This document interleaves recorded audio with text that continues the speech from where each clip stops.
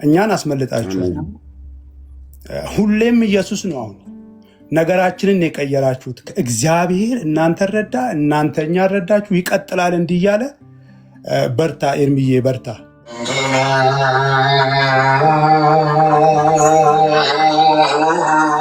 ልብ በሉ፣ ውሸት በሚያምር ዜማ በሚያምር ድምፃቸው በጣም የሚያምር ጳጳስ ናቸው ብፁዕ አቡነ ናትናኤል። ይላችሁ ዜማው የቅዱስ ያሬድ ዜማ ነው። ዜማው የሚያምር ነው፣ ድምፃቸው የሚያምር ነው። የሚዜማው ግን ውሸት ነው፣ መርዝ ነው፣ ስተት ነው፣ ድብን ያለ ስተት ነው። ማንም አያስተባብልም። አንድ ቄስ ቀርቦ ይህንን ኤርሚያስ ተሳስተሃል ብሎ የሚል የለም። እኔ ካለ አገልግሎት አቆማለሁ። ዛሬ ቲክቶኩን ዘግቼ ሙሉ በሙሉ እወጣለሁ። ካላችሁ ኑ፣ ካህናት፣ ዲያቆናት መርጌታንም ብላችሁ የምትሉ ወረቡን የመለሱት ወረብ ይባላል ይሄ። እሳቸው መለሱት። አስኬማ የደፉት ብፁዕ አቡነ ናትናኤል እሳቸው ወረቡን መለሱት። በማህሌቱ ላይ ቆመው ምንድን ያሉት? አንተኑ ሚካኤል መና ዘአውረድከ ወአንተኑ ለእስራኤል መና ዘአውረድከ። ሚካኤል ሆይ አንተን ለእስራኤል ልጆች መናን ያወረድክላቸው ነው። አሁን ይህንን ከየት ነው ያገኙት ማለት ነው? ስለ እስራኤል ታሪክ በሚናገር ታሪክ ውስጥ ነው የተገኘው ማለት ነው። ስለ እስራኤል ታሪክ መናን ስለ መብላት የቱ ጋር ነው የተጻፈው? ታምረ ማርያም ላይ አይደለም፣ ወይ ደግሞ ድርሳነ ማርያም ላይ አይደለም፣ ወይ ድርሳነ ሚካኤል ላይ ማነው፣ ሌሎች ድርሳናትና ታምራት ላይ አይደለም። በመጀመሪያ ታሪኩ ይሄ ታሪክ ተጽፎ የሚገኘው ታናክ ላይ ነው። ኦኬ ፔንታቱክ ወይ ደግሞ አምስቱ ብሔረ ኦሪት የሚሉት በአምስቱ መጽሐፍት ማለት ነው። በሙሴ በዘፍጥረት፣ በዘጸአት፣ ዘሌዋውያን፣ ዘሁልቁና ዘዳግም ማለት ነው። ይሄ ቃል በዛ በአምስቱ ብሔረ ኦሪት በቶራው ላይ አለ እንዴ? በአምስቱ ብሔረ ኦሪት ላይ አለ? የለም። በአምስቱ መጽሐፍት ውስጥ አንድም ቦታ ላይ ሚካኤል ለእስራኤል ልጆች መናን አወረድክላቸው ብሎ የሚል የለም። ከዛ አለፍ ብለን ምናልባት ኢያሱ ጽፎት ይሆን ብለን ኢያሱ መጽሐፍ ላይ 24 ምዕራፍ አለው ሄደን ስናይ የለም።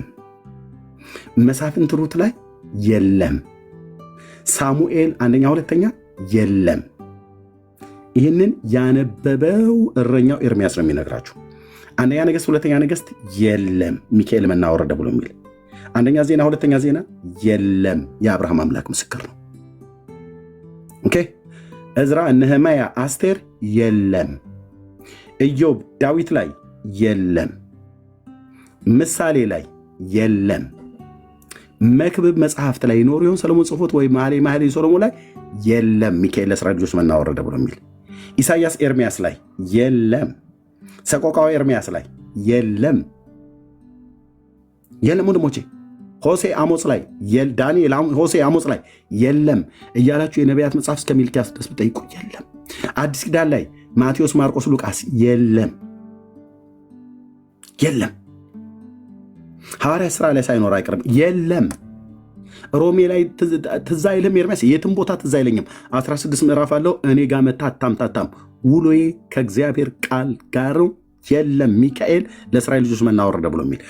አንደኛና ሁለተኛ ቆሮንቶስ ላይ እስኪው ግድ የለም ኤርሚያስ የለም። ገላትያ፣ ኤፌሶን የለም አልኩ በአራት ነጥብ። ቆላሲያስ፣ ፊልጵስዩስ ላይ ምንም የለም። ተሰሎንቄ ላይ አለ፣ እዛ ጋር እናገኘዋለን ግልግል። ስለዚህ የለም አንደኛ ሁለተኛ ተሰሎንቄ። እሺ ጢሞቴዎስ አይሁዳዊ አይደል? እሱ ሊጽፈው ይችላል። የለም እዛም ክፍል ላይ እንዲህ ያለን 27ቱ የአዲስ ኪዳን መጽሐፍ ጠይቅ የለም። ኬት አምጥተው አዜሙት? ውሸት እንዳልኳችሁ በሚያምር ዜማና በሚያምር ድምፃቸው በጣም የሚያምር ድምፃዊ የሆኑ ሰው ናቸው። ኬት አምጥተው ይህንን የዋሹ? ሌላው በዜማ የሚዋሹ ሁሉ እንደዚሁ አይነት ነጭ ውሸት ነው። አንዳንዶቹ ቅድም ይህን ውሸት በዜማ ሲቀሽሩት እታች እልል ሲሉ ነበር። ያ ውሸት የዲያብሎስ ነው። አባቶቻችን ሲዋሹ እኛም ደግሞ ለዲያብሎስ ውሸት ልንል ይገባላ። ኤርሚያስ ይህንንማ ልትነፍገን አይገባም ብለህ ካላልክ በስተቀር ውሸት እየተዜመልህ እንዴት አሜን ብለህ ትላለህ? እንዴት እልል ብለህ ትላለህ? መብትህ ነው። ያው የዲያብሎስ ልጅ ነኝ እያልክ ነው። አሁን እኛ እውነት ነው ብላችሁ እንድትሉ እኛም አብሬን ከእናንተ ጋር አሜን እንድንል ከተፈለገ አንተኑ ሚካኤል መና ዘአውረድከ ወአንተኑ ለእስራኤል መና ዘአውረድከ ረዳይ ምንዱባን ሚካኤል ረዳይ ምንዱባን ብሎ የሚለውን በተለይ አንተኑ ሚካኤል ዘአውረድከ መና ለእስራኤል ብሎ የሚለውን ከመጽሐፍ ቅዱስ ሲጠቅሳችሁ አሳዩን። እሱን ሲጨርሱ ወደ ኪዳነ ምሕረት ትዞርና ማርያም ነች ብሎ ይላል። እሱን ሲጨርስ ወደ ጌታ ወደ ኢየሱስ ክርስቶስ ትምህርት እንመጣለን። እሱን ሲጨርስ ወደ ሙሴ እንመጣለን። ኦኬ ጥሩዬ፣ አንድ ቁጥር ጽፈሻል። አንቺ እድል ልስጥሽ። እሺ ኤርሚዬ አመሰግናለሁ በጣም ወንድም፣ እግዚአብሔር ዋጋ ንክፈል። ሰሙ ጋር ባወራ በጣም ደስ ይለኛል። ከኔ ጋር ነው የምታወሪው። በኋላ ታወሪያለሽ ከፈለግሽ። ሰላም ልበለው። ሰላም ትችያለሽ። ያ ሁሉንም ስትይ አብሮ ይደርሰዋል ነው ወይስ በግል ፈልገሽ ነው? አዎ እቤቱ እያስገባኝ ስላልሆነ በዛው ሰላም ልለው ብዬ ነው ወንድሜ። ሰላም ላንተ ይሁን። የክርስቶስ ጸጋና ፍቅር ላንተ ይብዛ ወንድሜ። ሰላም ነው። ካልተኛ ነው ባይዞ ተኝቶ ሊሆን ይችላል ለይቲ ስለሆነ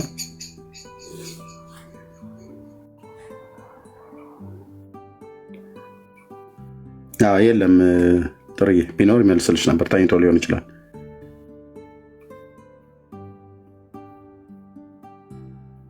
እሺ እሺ ምን ትያለሽ እስቲ በዚህ ሀሳብ ላይ?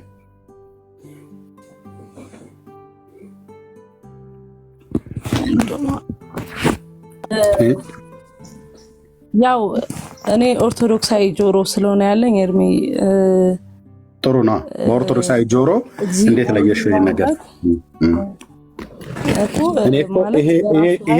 ይሄ ነገር እኮ ነው። ይሄ ነገራችሁ ነው በጣም ደስ የሚለኝ። ኦርቶዶክሳዊ አይን፣ ኦርቶዶክሳዊ ጆሮ አላችሁ። እስኪ በኦርቶዶክሳዊ አይን፣ በኦርቶዶክሳዊ ጆሮ እንዴት ለየሽው መጽሐፍ ቅዱሳዊነቱን አሳይን ለማለት ነው። ዳጊ የከቻልክ አውራት ጥሩዬ። አይ ኖ ከዳጊ ጋር አላወራም ኤርሚዬ፣ በጣም ከይቅርታ ጋር ከአንተ ጋር አላወራ ማለት ብዙ አልቆይም። የገባሁት ሰሞኑን ታወራኝም ብዬ ነው። በጣም ያው መሽቷል እኔ ጋርም እና በእግዚአብሔር ኃይል እንጂ ከራሱ ያደረገው ነገር የለም። ሲቀጥል ደግሞ እንደምታውቀው እኔ ኦርቶዶክሳዊ ስለሆንኩኝ መጽሐፍ ቅዱስ ብቻ አይደለም የምቀበለው፣ ያው እናንተ መጽሐፍ ቅዱስ ብቻ ስለምትቀበሉ ነውና ኢቭን አሁን ስታወራ መላእክቶች ራሱ ከየት እንደመጡ አይታወቁም በእናንተና እኛ ደግሞ ኢቭን መላእክት ፍጡርም እንደሆኑና ከየት እንደመጡ እንዴት እንደተፈጠሩ እናውቃለን። ምክንያቱም መጽሐፍ ቅዱስ ብቻ ስለማንል ማለት ነው። ሲቀጥል ግን ስፔሻሊ ደግሞ እንደው ኤርሚ ስለ እውነት ማለት ነው ይሄ ድርሳነ ኪዳነ ምሕረት እኔ በእርግጥ አንብቤ ሁሉ አላውቅም ሆነ ለመናገር። በእርግጥ ያው እንትኑን ሰዓታት ላይ እንሰማለን ወረቦቹን በመዝሙሩም የምንላቸው ነው የምንለውም ስለሆነ ግን የመጨረሻ ላይ ስፔሻሊ ያነበብከው መቼም ስለ እስራኤል ስጋ ወይ ደግሞ በስጋ ያሉትን እስራኤላውያን እንዳልሆነ መቼም ይሄንን ታውቃለህ ብዬ የትኛው የኪዳነ ምሕረት ስለ እንትን ድርሳነ ኪዳነ ምሕረት ላይ ነው መጨረሻ ላይ ከግብፅ ምድር ያወጣቻቸው ብሎ የሚለው ያ ማለት በቃ ማለት ስለ ክርስቶስ ነው አንድምታው ማለት ነው። ክርስቶስ ነው ከግብፅ ምድር ያወጣቸው ማርያም።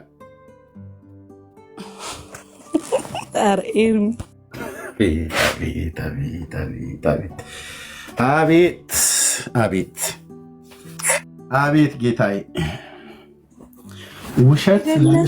ውሸትን የከደሽ የእንትኗ ምንድን ነው የጥንቸሏ የምር ነው የምልህ በጣም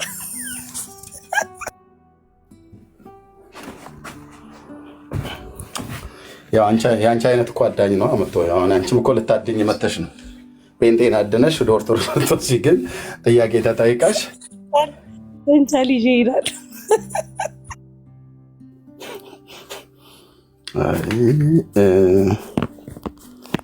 እሺ ዳኒ ወይ ብርክ ያላችሁ ዳኒ ወይ ደግሞ ከአንተ ጋር ወይ ቤኪ ከሶስታችሁ ውጭ ማንንም አላወራም።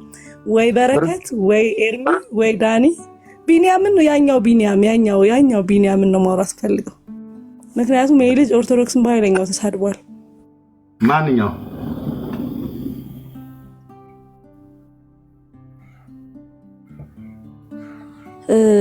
ኦርቶዶክስን ሳይሆን ቃል በቃል እንደውም እግዚአብሔርን ነው የተሳደበው ቢኒያም። ከኔ 63 ሰው ፎሎ ያደረገው ቢኒ ነው። ምን ብሎ እንዳለ ታውቃለህ?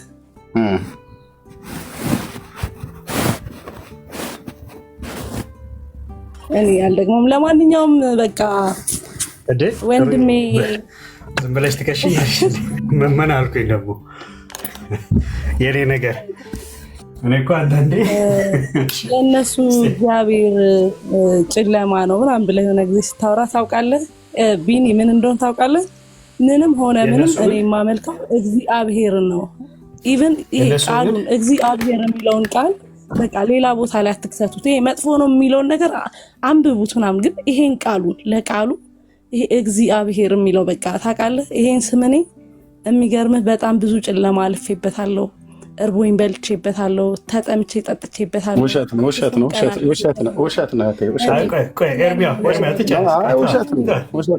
ለእኔ ነው ያወራለት፣ ለእኔ ነው ያወራለት።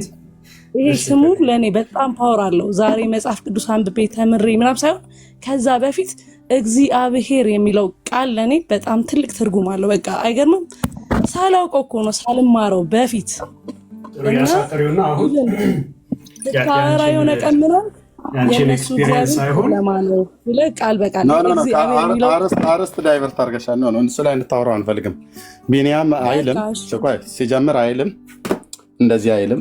ምክንያቱም አንቺ እግዚአብሔር የምወደው መድኃኒቴ አምላኬ ነው ብለሽ እንደምትይሉ የእኛም ደግሞ የህይወታችን ሰሪና የአይናችን ማረፊያ ነው። እንደናንተ ማርያም፣ ገብርኤል፣ አርሴማ ከተማ ብለን የምንጠራው ሌላ የለንም። አንድ መድኃኒት፣ አንድ አባት፣ አንድ እረኛ፣ አንድ ጌታ፣ አንድ ንጉሥ በሶስትነት በአንድነት የሚመለክ የዘላለም አምላክ የምድር ዳርቻዎች ሁሉ ፈጣሪ ነው። ጴንጤ በእግዚአብሔር አይቀልድም። ኤርሚዬ አንድነት ሶስትነት ማለት አችልም ብቻ ነው። ይሄ ቃል መጽሐፍ ቅዱስ ላይ ነው። እህቴ ከፈለግሽ በሌላ ቀኔና በደንብ አስተምርሻለሁ። ያው ብሉይ ኪዳን ላይ አንድነቱን ሶስትነቱን ማሳይሽ። እሺ በዕብራይስጥ ቃል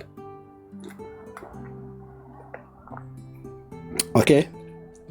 ኦርቶዶክስ ከጭቃ አንስታ ጠፍጥፋ የሰራችው ትምህርት አይደለም፣ ከመጽሐፍ ቅዱስ ላይ ያገኘችው ትምህርት ነው። ትክክል ነው።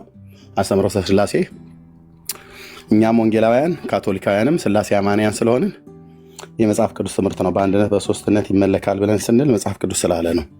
አባቶቻችን ነቢያት ብለው ስላሉን። አሁን አርዕስት ዳይቨርት ለማድረግ ነው ዛሬ። ነገረ ስለ ትምህርተ ሥላሴም ላይ አንገባም፣ ነገረ ክርስቶስም ላይ አንገባም።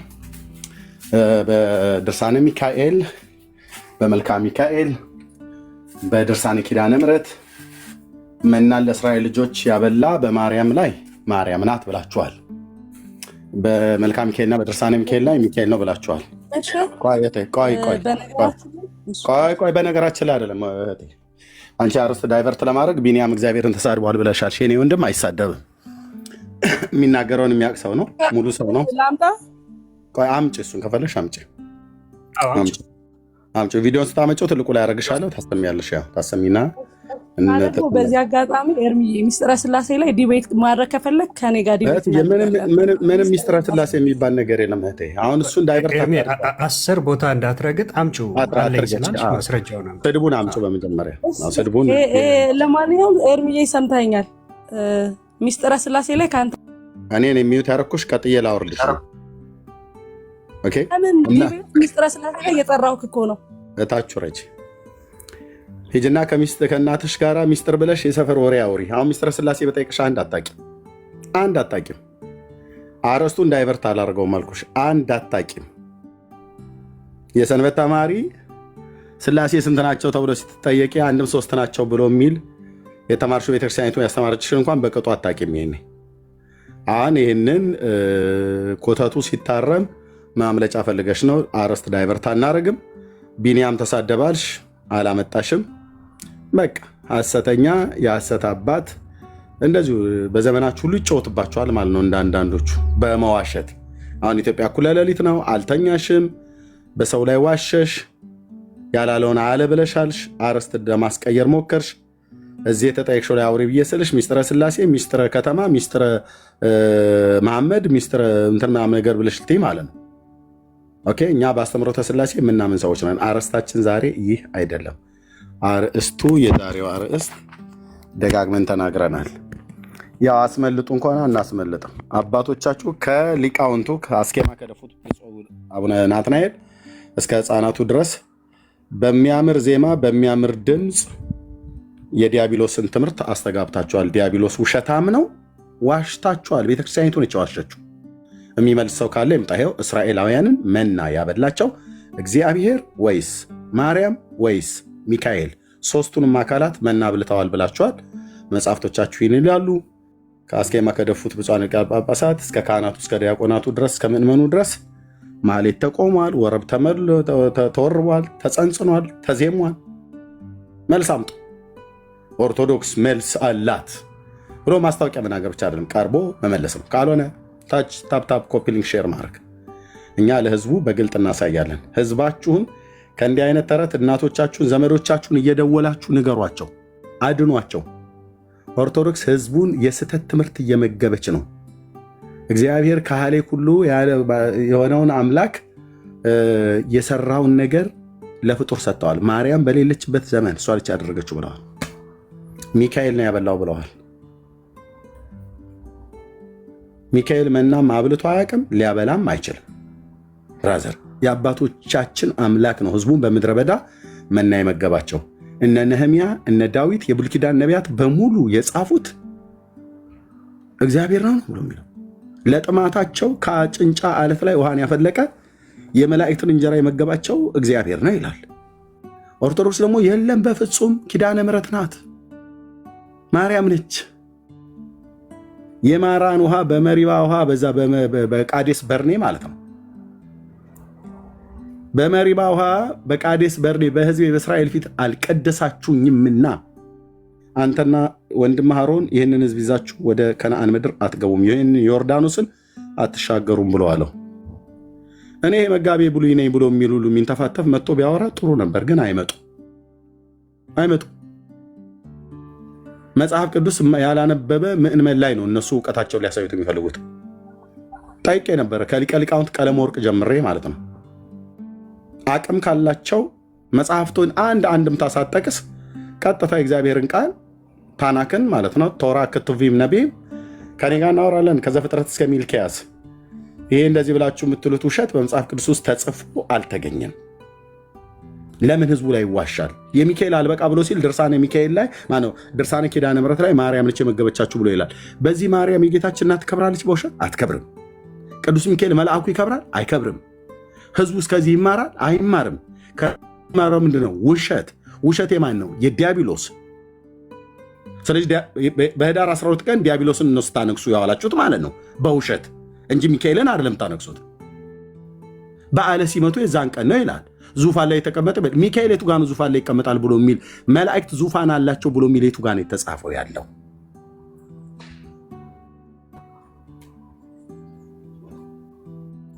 የለም።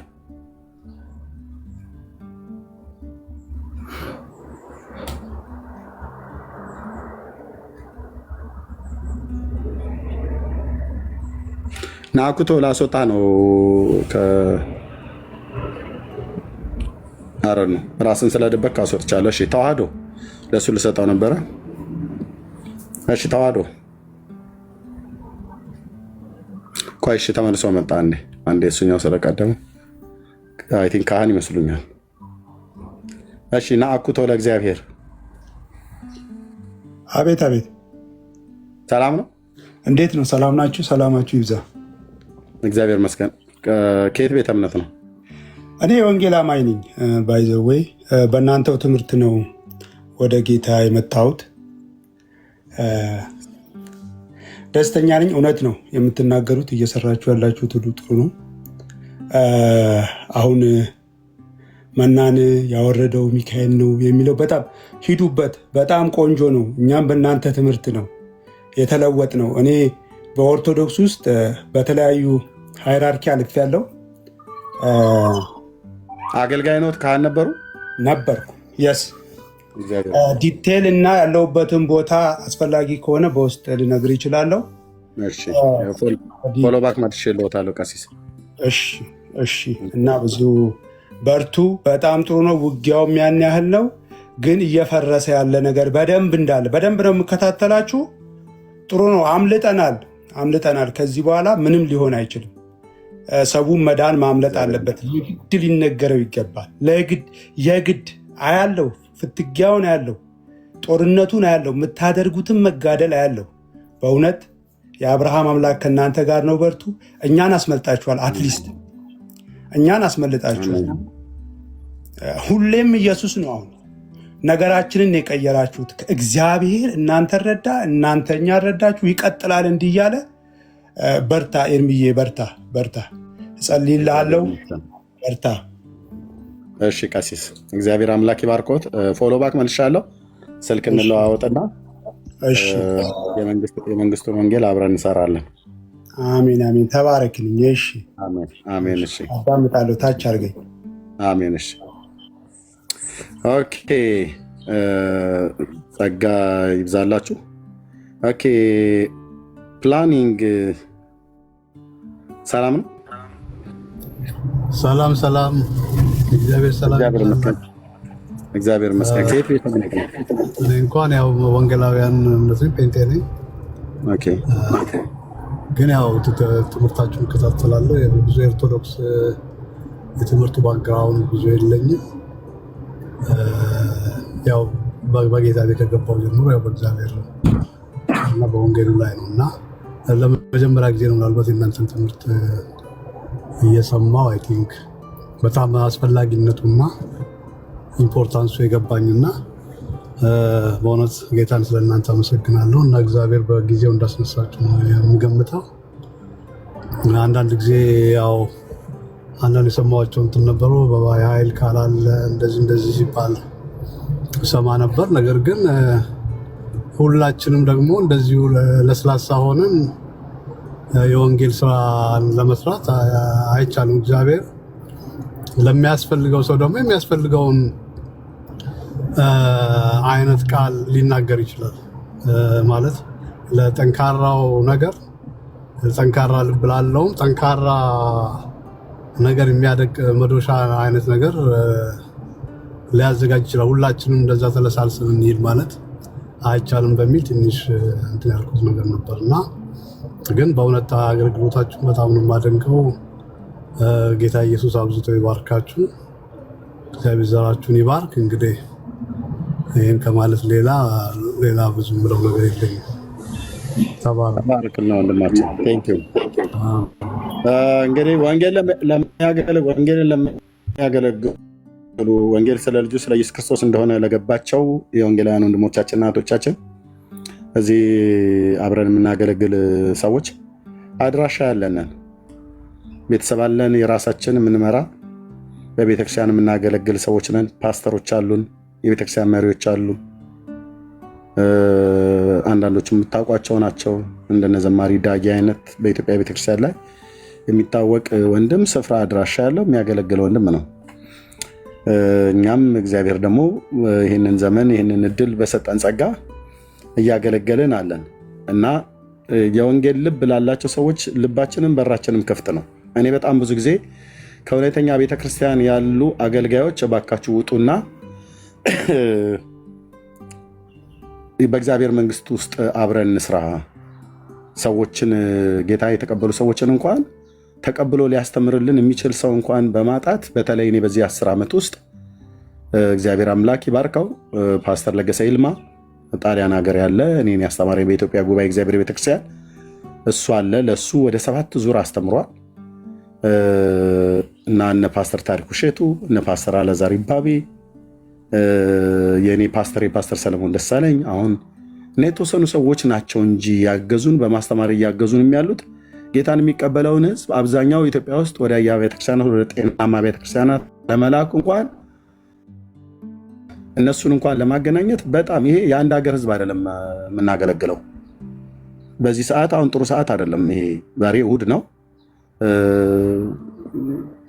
ግን አሁን በዚህ ሰዓት 625 ሰው እዚህ ጋር እየሰማ ነው። ቢሃይንድ ባይ ደግሞ በጣም ብዙ ሺህ ሰው እየሰማ ነው። ቅድም ወደ ስንት ሺህ ሰው ያሳየኝ ነበረ ተደብቆ፣ ወደ 20 ምናምን ሺህ ሰው ማለት ነው ተደብቆ እንደ ኒቆዲሞስ ከኋላ ያያል። እዚህ ከገቡ ሊታዩ ነው፣ አካውንታቸው ሊታየ ነው።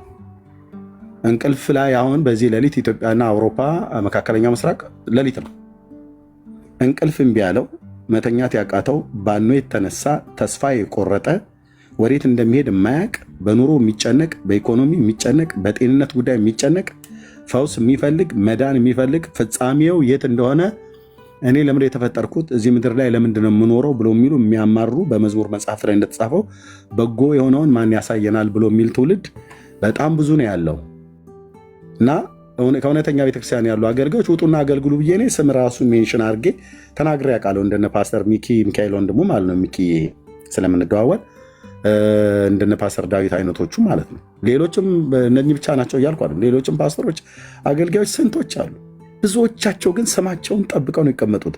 ስማቸው በስርቆት አይነሳ፣ በዝሙት በርኩሰት አይነሳ እንጂ ስለ ጌታ እንዲነቀፍ አይፈቅዱም። ክብራቸውን ጠብቀው ነው የሚቀመጡት። እሁድ ጉባኤ ላይ ብቻ ማይክ ይዘው እኛው ልንሰድባቸው በማንችል ወፈር ቀጠን ትንሽ ረጠብ አርጉት ደረቅ አርጉት ብሎ በሚል አሜን እኛኑ ነው የሚያስጮውን እሁድ እሁድ ሲያገኙ እንጂ ወጥተው አይሰብኩም። ወጥተው ባይሰብኩ እንኳን በማስተማር ምን ልናግዛችሁ እንችላለን ብሎ የሚል አንድ እነዚህ ቅድም ከጠቀስኳቸው አገልጋዮች ውጭ አይደል። አሁን 24,000 ሰው አለ አይደል? አዎ እየሰሙ ነው። ታያችሁ እንግዲህ አሁን ይሄንን 24,600 ሰው እየሰማ ነው። እዚህ ተደብቆ ይሰማልሃል። ጳጳሱ ተደብቆ ነው የሚሰማው። ቄሱ ተደብቆ ነው የሚሰማው። ፓስተሩ ተደብቆ ይሰማል። የፓስተሩ መደበቅ ነው የሚገርመኝ። አይ እንዴት እዛ እንዳትታዩ ወገኖቼ፣ ተደብቃችሁ እኔኑ ነው እዚህ መታችሁ የምትሰሙት። ወንድሞቼ ነው እዚህ መታችሁ የምትሰሙት። የምናገለግለው አገልግሎት ከድካማችን በቀር እኮ ጄኒውን የሆነ መሬት ጠብ የማይል የጽድቅን ቃል የምንናገረው አዳኙ ኢየሱስ ነው። ይህንን ትውልድ ይህንን ዓለም ሌላ ሊያድንህ የሚችል ኃይል የለም። በላይ በሰማይ በታች በምድር የተጠሩ ስሞች ሁሉ በሙሉ ከአብ ልጅ ከዳዊት ልጅ ከኢየሱስ ክርስቶስ በስተቀር ሌላ ሊያድንህ የሚችል አዳኝ፣ ንጉሥ፣ መድኃኒት፣ ቤዛ እግዚአብሔር አብ አልሰጠንም። 4 ነጥብ። ይህንን ነው የምንናገረው እና ጥሪ አቅርቤ ነበር እኔ። አሁንም እንደው የጌታ ጥሪ ያላችሁ ትክክለኛ አገልጋዮች፣ የጌታ ጥሪ ያላችሁ ትክክለኛ አገልጋዮች የሆናችሁ ሰዎች አዝመራው ነጥቷል። ሰፊ ነው ወገኖችና ወንድሞቼ። የኦርቶዶክስ ቤተክርስቲያን የምታደርገውን አጣለች። አሁን ገብተው የተናገሩትን ካንሰማችሁ አይደል ምን ብለው እንደወረዱ አሁን ማለት ነው። እንዲህ አይነት ምስክርነት በሺዎች የሚቆጠሩ ነው ያሉት። እረኛው ኢየሱስ መንጋውን ይቁጠረው ብሎ በሚል ነው። እኔ አልቆጥርም ብዬ በሚል እንጂ ጌታ ኢየሱስን የሚቀበሉ ሰዎች ብዛት የኢትዮጵያ ቤተክርስቲያን ከየኢትዮጵያ ሀገሮች ካሉ ክፍለ ከተሞችና ማነው ክፍለ ሀገሮች ላይ የሚደውልኝ ሕያዋን ምስክሮች ናቸው። እንደነዚህ አይነት ቤተሰብ ጌታ ሊቀበሉ መጡ። ወንጌላዊ ኤርሚያስ የሚባል እዛ ቲክታክ ላይ የሚሰብክ የሱን ሰምተን፣ ትዝታው የሚባል የሚሰብክ ሰምተን፣ ዘማሪ ዳጊ የሚባለውን የሚናገረውን ሰምተን፣ ዳንኤል የሚባለውን የሚናገረውን ሰምተን ብሎ በሚል ማለት ነው። ስለዚህ ትውልድ ወደ እግዚአብሔር መንግስት እየተጨመረ ነው። ግን ጌታ እንዳለው ሰራተኞቹ ጥቂቶች ናቸው። በተለይ የወንጌል ጥሪ ያላችሁ ሰዎች ቸርች ውስጥ አትደባደቡ። ከፓስተሩ ጋር አትጣላ። በሳምንት አንድ ቀን የእሁድ ጉባኤ ላይ መድረክ ሰጠኝ አልሰጠኝ ብላ አትበል። ፓስተሬ እየሰማ መሪዎች እየሰሙ ሁሉ ነው የማወራችሁ። እኔ መድረክ አልከለከለኝም ፓስተሬ። እንደውም አገልግል ፓስተር እኔ ደከመኝ ሶሻል ሚዲያ ላይ ስለማገለግል እያልኩትኝ አንዳንዴም ጫን እያለኝ አገልግል ብሎ ስለሚለው አገለግላለሁም ደግሞ ቤተክርስቲያን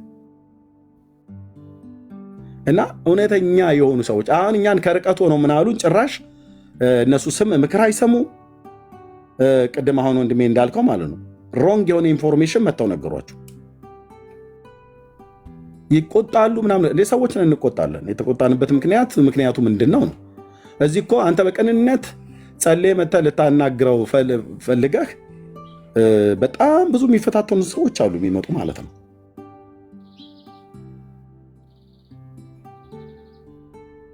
የስድባቸው ሳይሆን የስድባቸውን እግዚአብሔር በጸጋ ረድቶን እንትን ጉባኤው ቤቱን እኔ ሎምራ ይለዋል። አርጉስቶች አያርጉም። ተራ ጠብቆ የተግባቡት ሕግ ጠብቀው ማውራት አይችሉም። በእውቀት ማውራት አይችሉም። አለመቻላቸው አይደለም፣ ትዕግስት የላቸውም። ትዕግስት ብቻ ሳይሆን እውቀት እንዳላቸው ራሳቸው አድርገው አንተን አላዋቂ አድርገው ደግሞ ምንድነው እነዚህ ዲስከሬጅ ሊያደርጉ ይፈልጋሉ። እና በዛ ሰዓት ላይ አንዳንድ ጊዜ ሰዎች ነውና የሆነ ነገር ይከሰታል። የወንጌል አማኞች ሲመጡ አያስገቡም ብለው ይላሉ። ለምን አናስገባም? እኛ የእግዚአብሔርን ቃል የሚያገለግሉ ሰዎች ካሉ ስለምንናገረው ነገር በአነሳነው አርዕስት ላይ የሚመጠን በእግዚአብሔር ቃል ላይ የሚመጠን መልስ ላልዳኑ ሰዎች ወደ መዳን የሚያመጣ የዳኑ ሰዎች በእግዚአብሔር መንግስት ውስጥ የሚያጸናን እግዚአብሔርን በመፍራት በጽድቅ በቅድስና ኑሮ የጌታን መልክ እየመሰልን መገለጡን እንድንጠባበቅ ቅኖችን አለነውር እንድንሆን ሊያደርግ የሚችለን ምክር፣ ጸሎት፣ ተግሳጽ፣ ትምህርት ካለ ዋይ ኖት? ለምን ደግሞ አንሰማው? እኔ ራሴ እሰማለሁ። እና በዓለም ዙሪያ የምሰሙ እነ ኤርሚያስ ጭራቆች ናቸው አይሰሙም ብለው የሚሏችሁ ጴንጤዎችን እንዳትሰሟቸው። ውሸታሞች ናቸው፣ ውሸታሞች። አሁን የተካሄደው ኤርሚያስ ብዙ ሰው ይሰማዋልና ህዝቡን እንነጥል ብሎ በሚል ማለት ነው። በሐሰት ወሬ በሐሰት ትርክት አትነጥልም። አይሰማም እሱ ምናምን ነገር ብሎ ይላሉ። ለምን ደግሞ አልሰማው? ጆሮ አለኝ አይደል? የሰማሁትን ሁሉ ግን አሜን ብዬ አልቀበልም።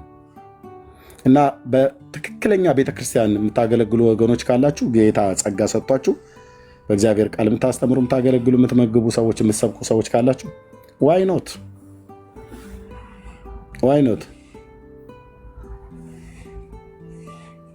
ጴጥሮስም እኮ ካጠመደ በኋላ ጌታ ካጠመደ በኋላ መረቧ እስኪቀደድ ድረስ ጓደኞቹን እኮ ጠራ ነው ብሎ የሚለው የዘብዴዎስ ልጆች ያዕቆብና ዮሐንስን ቅረቡና እርዱኝ ብሎ ማለት ነው እንዴ። መረቡ የተጣለው በዓለም መድረክ ላይ ነው፣ በዓለም ዙሪያ ያለ ነው። አማርኛ ቋንቋ ተናጋሪ የሆነ ሶሻል ሚዲያን የሚጠቀም ይህንን ፔጅ የማያውቀው ሰው የለም። ተናገር እውነቱን ዘኢየሱስ ብየዋለሁ። አሁን የኢየሱስ ማለት ነው። የማያውቀው የለም። ስለዚህ በቅንነት ነው ጌታን እናገለግለው ለማለት ነው። እንኳን ደህና መጣ ወንድማችን። በጤናማ ህይወት ያሉ ሰዎች ማገልገል ይችላሉ ለማለት ነው። ቴንኪው። ማይክ ከፍተህ ነበር፣ ጨምረው ካለ መጨመር ትችላለህ። ከዛ ወደ ሶሎሞን ማን ነው? አይ ቲንክ ሶሎ ሱፐር፣ ወደ እሱ እንሄዳለን። እሺ አሜን ለማለት ነው። ተባረክ። እሺ ቴንኪው ወንድሜ። እሺ ወንድማችን ሶሎ ሱፐር አልተሳሳትኩም? እድሜ ትክክል። እሺ እንዴት ነው ወንድማችን? እግዚአብሔር ይባርካቸው። ኢንስፓየር እየሆንን ነው። በጣም እየተገረመ ነው ያለኝ። አሁን በሌሊት ከስራ እየገባሁ ነው። ኦኬ። ይሄ ፕላትፎርም ተጠቅሞ እግዚአብሔር በጨለማ እየሰማሁኝ በጣም እየተገረምኩ ነው። ይሄ ዘመን እግዚአብሔር ራሱ ያመጣው ዘመን ነው። እንግዲህ አሁን ከእውቀት መደበቅ አይቻልም። ስኖት አባውት ሪሊጅን፣ ስኖት አባውት ኦርቶዶክስ ኦር ፕሮቴስታንት ወደ አንድ ዘመን ውስጥ እየመጣን እንደሆነ ነው የሚታየኝ። ከፍ ያለ እይታ ነው ያለኝና ይሄ ተራ የሃይማኖት ክርክር አይመስለኝም። አንተም ደግሞ በሁለቱም ቤት ነበርክ እና ነህ ደግሞም ያለህን ቅናት አያለሁኝ። በምታደርገው እንዲህ የምትታገለው የሆነ ለማፍረስ ለማውደም አይመስለኝም። ግን በፍጹም እውቀትና እውነት የሚገለን ከሆነ እንሙት።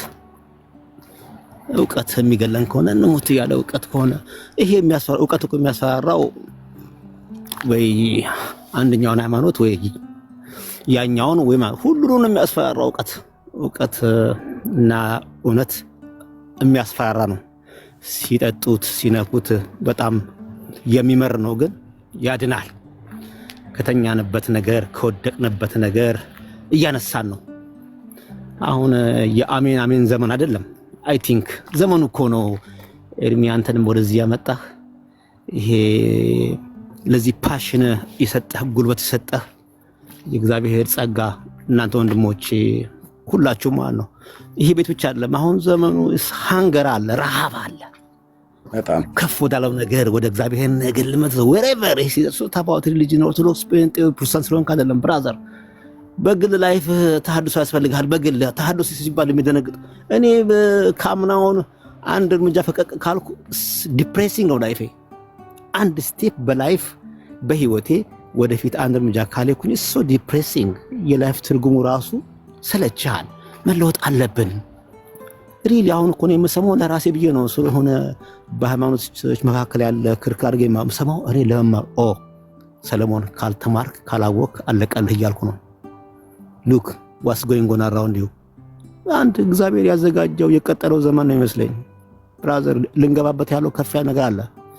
የምንገባው ግን በጦርነት ነው፣ ታግለን ነው፣ በእውነቱ ላይ ተጣምጥመን። እንኳን እንደዚህ ያለ ነገር መጥቶልን እድለኞች ነን። እንኳን እንዲህ ያለ የተወደደ ነገር መጥቶልን እግዚአብሔር ይሄን ፕላትፎርም ሰጥቶን አመሰግናለሁ። እኔ እንደውም ለቲክቶክ ራሱ አዲስ ነኝና በፊት በፌስቡክ በዩቲዩብ ነው የምሰማ። አሁን ይሄንን የሚገርም ዘመን አምጥቷል እግዚአብሔር እየተጠቀመበት ነው። እንደግ፣ እንለወጥ፣ ሰው እንሁን። እንዴ ኦርቶዶክስም ሆነ ፕሮቴስታንቱ እኮ እውነት አይገለንም። ማን አይገለንም? እንደውም ለኦርቶዶክስ እድለኛ ናት። እንዲህ የሚጨቀጨቅ ልጅ የሚጨቀጨቅ ትውልድ ንቅ የሚል የሚያነቃ ዘመን ልኮላታል፣ ትውልድ ልኮላታል። ምንድነው ፍርሃቱ? ምንድነው? እኔ አገራችን ራሱ እንደ አገር ያለበት ይሄ ራሱ እንደ አገር እኮ ነው ብራዘር። እንደ ኔሽን ደረጃ ለውጥ ያስፈልገናል። ማህበራችን ለውጥ ያስፈልገዋል። እንደ ኔሽን እቀናለሁኝ። ወደኋላ ስንቀር በሁሉም ነገር ያስቀናል። በቃ በእውቀት ነው የምንፈወሰው፣ በእውቀት ነው። ምንም አንሆንም። አይዞ አንሞትም፣ አይገለንም። እኔ ራሴ ልምልህ እኮ ራሴ ነው። አይገልህም ሰለሞን በርታ እያልኩ ነውና እውቀትና እውነት አይገለንም። ብርሃን ነው፣ ያድነናል። ያ ደግሞ የተቀጠለ ዘመን አለ፣ የእግዚአብሔር ልጆች የሚገልጡበት ዘመን። ይህ ሁላችንም በተጸጋ እንድንሆን ነው፣ ወደዛ ዘመን እንድንመጣ ነው፣ ወደ እግዚአብሔር ልጅነት እንድንሄ የጠማን የራበን ነገር ወደዛ የለም፣ የክብር መገለጥ ወደዛ እንድንደርስ ብሎ ነው እግዚአብሔር እንግዲህ ኃይለኞችንም ያስነሳልን። ይሄ ጅማሬው ነው፣ ፍጻሜው ግን እየተዋበ ይሆናል። ሁላችንም እንድንበታለን። ንግግር አላበዛም፣ ኢንስፓየር ስለሆንኩ ነው። ተባረኩ። ቴንክ ዩ ወንድማችን፣ ተባረክ። እግዚአብሔር አምላክ ይባርክ። እውነት ነው። መጨረሻው ዘመን ላይ ስለሆነን ራእይ ላይ እንደተናገረው እንግዲህ እውቀት ይበዛ፣ ሰዎች እውቀትን ያበዛሉ። የትኛውን እውቀት? የክፉንም እውቀት የሚያበዙ አሉ፣ የእግዚአብሔርንም እውቀት የሚያበዙ ሰዎች አሉ። እህት የሚታርጊው ስለዚህ የእግዚአብሔርን እውቀት ደግሞ ነፍሳችን ልታገኝ የግድ ነው፣ ልትበላ የግድ ነው፣ ልንመግባት የግድ ነው። እሱ እውቀት ደግሞ የሚገኘው በእግዚአብሔር ቃል ላይ ነው። ስለዚህ ለመዳን የሚሆንን እውቀት፣ የመዳንን እውቀት ለሕዝቡ ትሰጣቸዋለህ እንደተባለው እግዚአብሔር ኦልሬዲ ሰጥቶናል።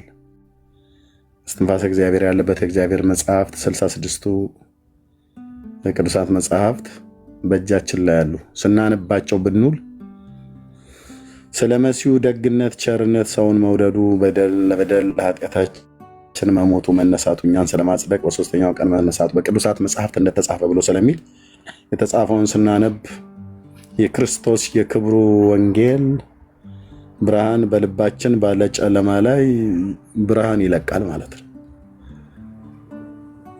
ያኔ ነው መንቃት የሚጀምረው ሰው። አሁን ግን በድቅድቅ ጨለማ ውስጥ ነው ያለው። ድቅድቅ ጨለማ በሰው ልብ ውስጥ ነው ያለው። ያለ እውቀት አድርጎ ሰይጣን በውርነት መጥቶናል። እግዚአብሔር ደግሞ ያለማወቃችን ወራት አሳልፎ አሁን ሰዎች ሁሉ በስፍራው ንስሐ እንዲገቡ ያዛል ይላል። ንስሐ የምትገባው የእግዚአብሔርን ቃል ስታውቅ ነው። የእግዚአብሔርን ቃል ደግሞ እንዲያውቁ የቃሉ አገልጋዮችን እግዚአብሔር ልኳል። አፌን ሞልቼ እናገራለሁ። ልኮኛል። ማዳኑን ለሕዝብ ለአሕዛብ እንናገራለን። አዳኝ ከእግዚአብሔር ልጅ ከኢየሱስ ክርስቶስ በቀር በላይ በሰማይ በታች በምድር የለም።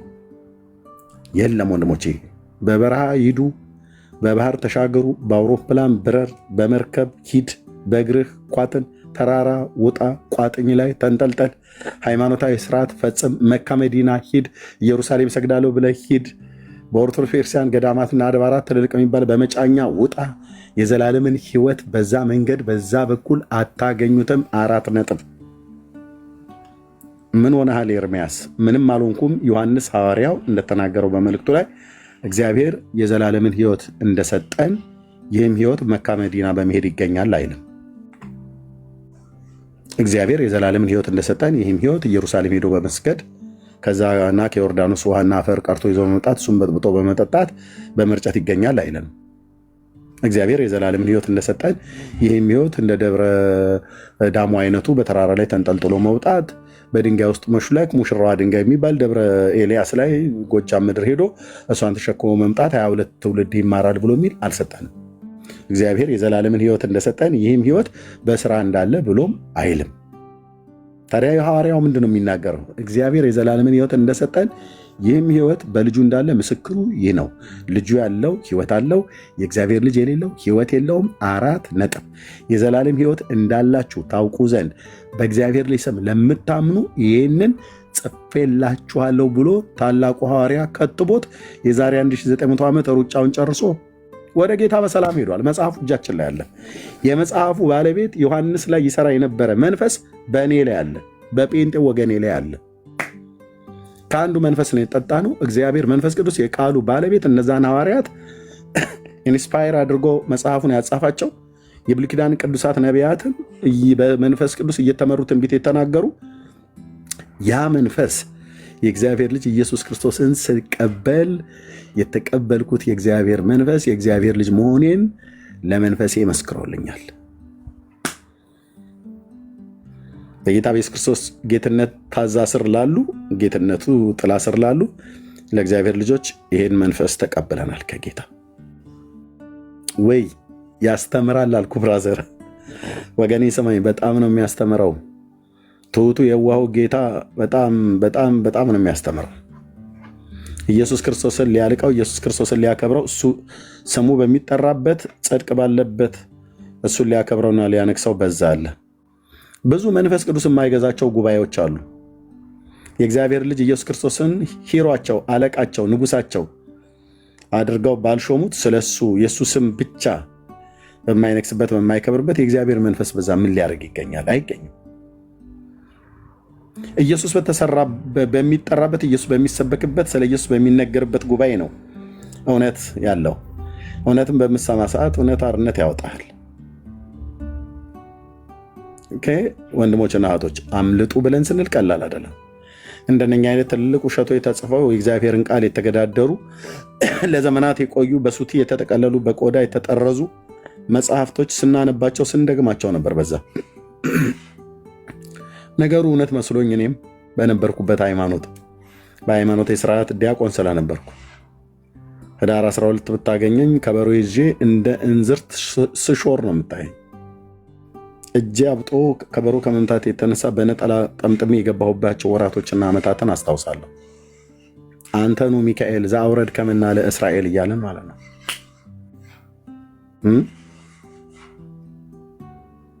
ይቆጨኛል ያ ዘመን። መናን ያወረደው ሚካኤል ነው እያለን ማለት ነው። በቃ ነገሩና ነገርየው በኋላ ላይ ወደ ጴንጤው ስመጣ ነው መጽሐፍ ቅዱስን አንብብ ብለው ሲሉኝ ሳነብ መጽሐፉ ሙሉ በሙሉ እውነቱን ቁጭ አድርጎታል። አሁን በጣም ብዙ የኦርቶዶክስ አገልጋዮች የምንለው ይህን ነው አይደለ? ብዙዎቹ ቅድም ቀሲስ የሚገቡት የነበረው መጽሐፍ ቅዱሱን ስናነባው መጽሐፍ ቅዱሱ ብሎ የሚለውና ቤተክርስቲያናችን ኦርቶዶክስ ያለችን ትክክል አይደለም፣ አንድ አይነት አይደለም። አልሰምር አላየህ አሊዝልን አለ። ሸክላና ብረት ሆኑ፣ ዳንኤል እንዳየው አይነት ማለት ነው። ሊጣበቁ አብረው ሊራመዱ አልቻሉም። አሁን እግዚአብሔር ነው መናን ያበላው ብሎ የሚለውን ክርክሩን የጌታ የኢየሱስ ክርስቶስን የዮሐንስ ወንጌል መጽሐፍ ምዕራፍ 6 እስራኤላውያን ሙሴ ነው በምድረ በዳ መናን ያበላው ብሎ ሲሉ የለም ሙሴ አይደለም አባቴን ያበላችሁ ብሎ ያለው የጌታ ኢየሱስ ክርስቶስንና የራሱ የታላቁ ነቢይ የሙሴን እስኪ እንተው ለጊዜ እንተውና ኦርቶዶክስ ራሱ መና አላበላ ብሎ በሚል ሚካኤል ነው ያበላው ብላ ትላለች፣ ደግሞ ማርያም ነው ያበላው ብላ ትላለች። የማርያምና የሚካኤልን አበላች ብሎ የሚለውን እንኳን ለማስማማት ኦርቶዶክስን ራሷን ከራሷ ለማስታረቅ ራሷ አንድ ትልቅ ስራ ይጠይቃል። ከዛ ደግሞ የሚካኤል ነው የማርያም ነው ብሎ የሚለው ተሟግቶ የትኛው ነው ያጽድቁት? የሚካኤል ነው ብለው ካሉ ማርያም ልትቀየም ነው፣ የማርያም ነው ብለው ካሉ ሚካኤል ሊቀየም ነው እየተባለ ማለት ነው። ይሄንን ተረታም ትውልድ ማስመለጥ አለብኝ። ጥሪዬ ነው። ተረታም ትውልድ እኮ አልኩ። የእግዚአብሔርን ቃል ስትታው፣ የእግዚአብሔርን ቃል ስትትል ለእንደዚህ አይነት ማን እንደጻፈው፣ መቼ እንደተጻፈ፣ ለምን ዓላማ እንደተጻፈ በማይታወቅ መጽሐፍ ተጠላልፎ ይወድቃል። ስለዚህ አንተኑ ሚካኤል እዛ ወረድ ከመና ለእስራኤል ይላል።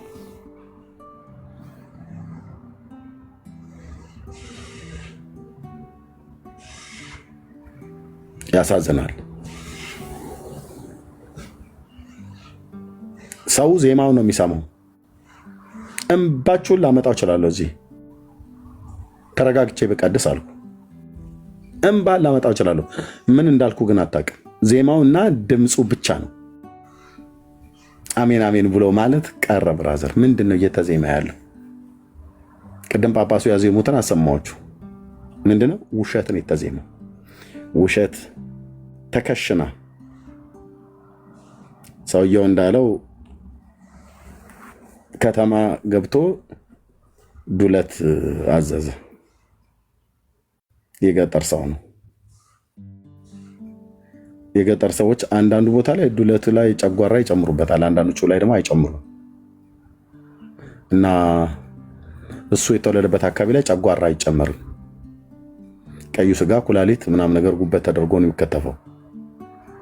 ዱለት ተብሎ የሚባለው ደግሞ አሁን እዚህ አካባቢ እዚህ ሰሜን ኢትዮጵያ አካባቢ ላይ ያሉ ኤርትራውያን፣ የትግራይና የጎንደር ተወላጆች ደግሞ ዱለት ብለው የሚጨምሩበት ውስጥ በልቼም ስለማቅ ተጠብሶ በቃሪያ በሽንኩርት አድርገው አንዳንድ ቦታ ላይ አንጀቱን ሁሉ ይጨምሩበታል። ልብ፣ ኩላሊት አብሮ ጨጓራም ተከትፎ አብሮ ነው የሚጠበሰው ዱለት የሚባለው እንጂ እዚህ የአዲስ አበባው የሚመስለው የመሀል ከተማ ላይ የምንበላው አይነት ነገር አይደለም። እዚህ ሀገር ያለው ዱለት አንዳንዶቹ ሲሰሩ ሁሉም እንደመጣበት ነው የሚሰራው። እኛ አካባቢ ላይ ደግሞ እኔ በተወለድኩበት አካባቢ ላይ አንጀቱን ኬንቼ ሜንቼ ብለን ከደም ጋር ቆልተን ነው የምንበላው። አይጨመርም ዱለት ላይ።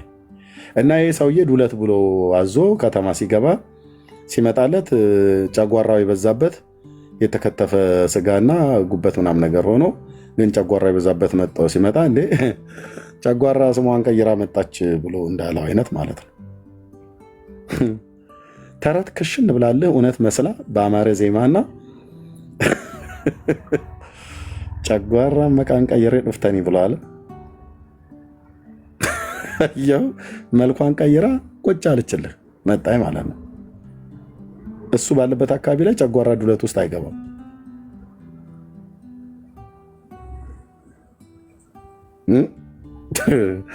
እዚህ ውሸት ከሽነት አመጣልናል እንዴ በዜማ ልታስለቅሱን። አሁን እኔ እኮ ስንት እንባው እኮ አይኑ ላይ የመጣ እኮ ፔንታ አይጠፋም። አንዳንድ አንተ ስነ ስርዓት ያዝ ነው ብዬ የምልህ። ቸርች ግባና ተማር። የተዜመ ሁሉ በዜማ የተለወሰ መርዝ ነው ያለው። መርዝ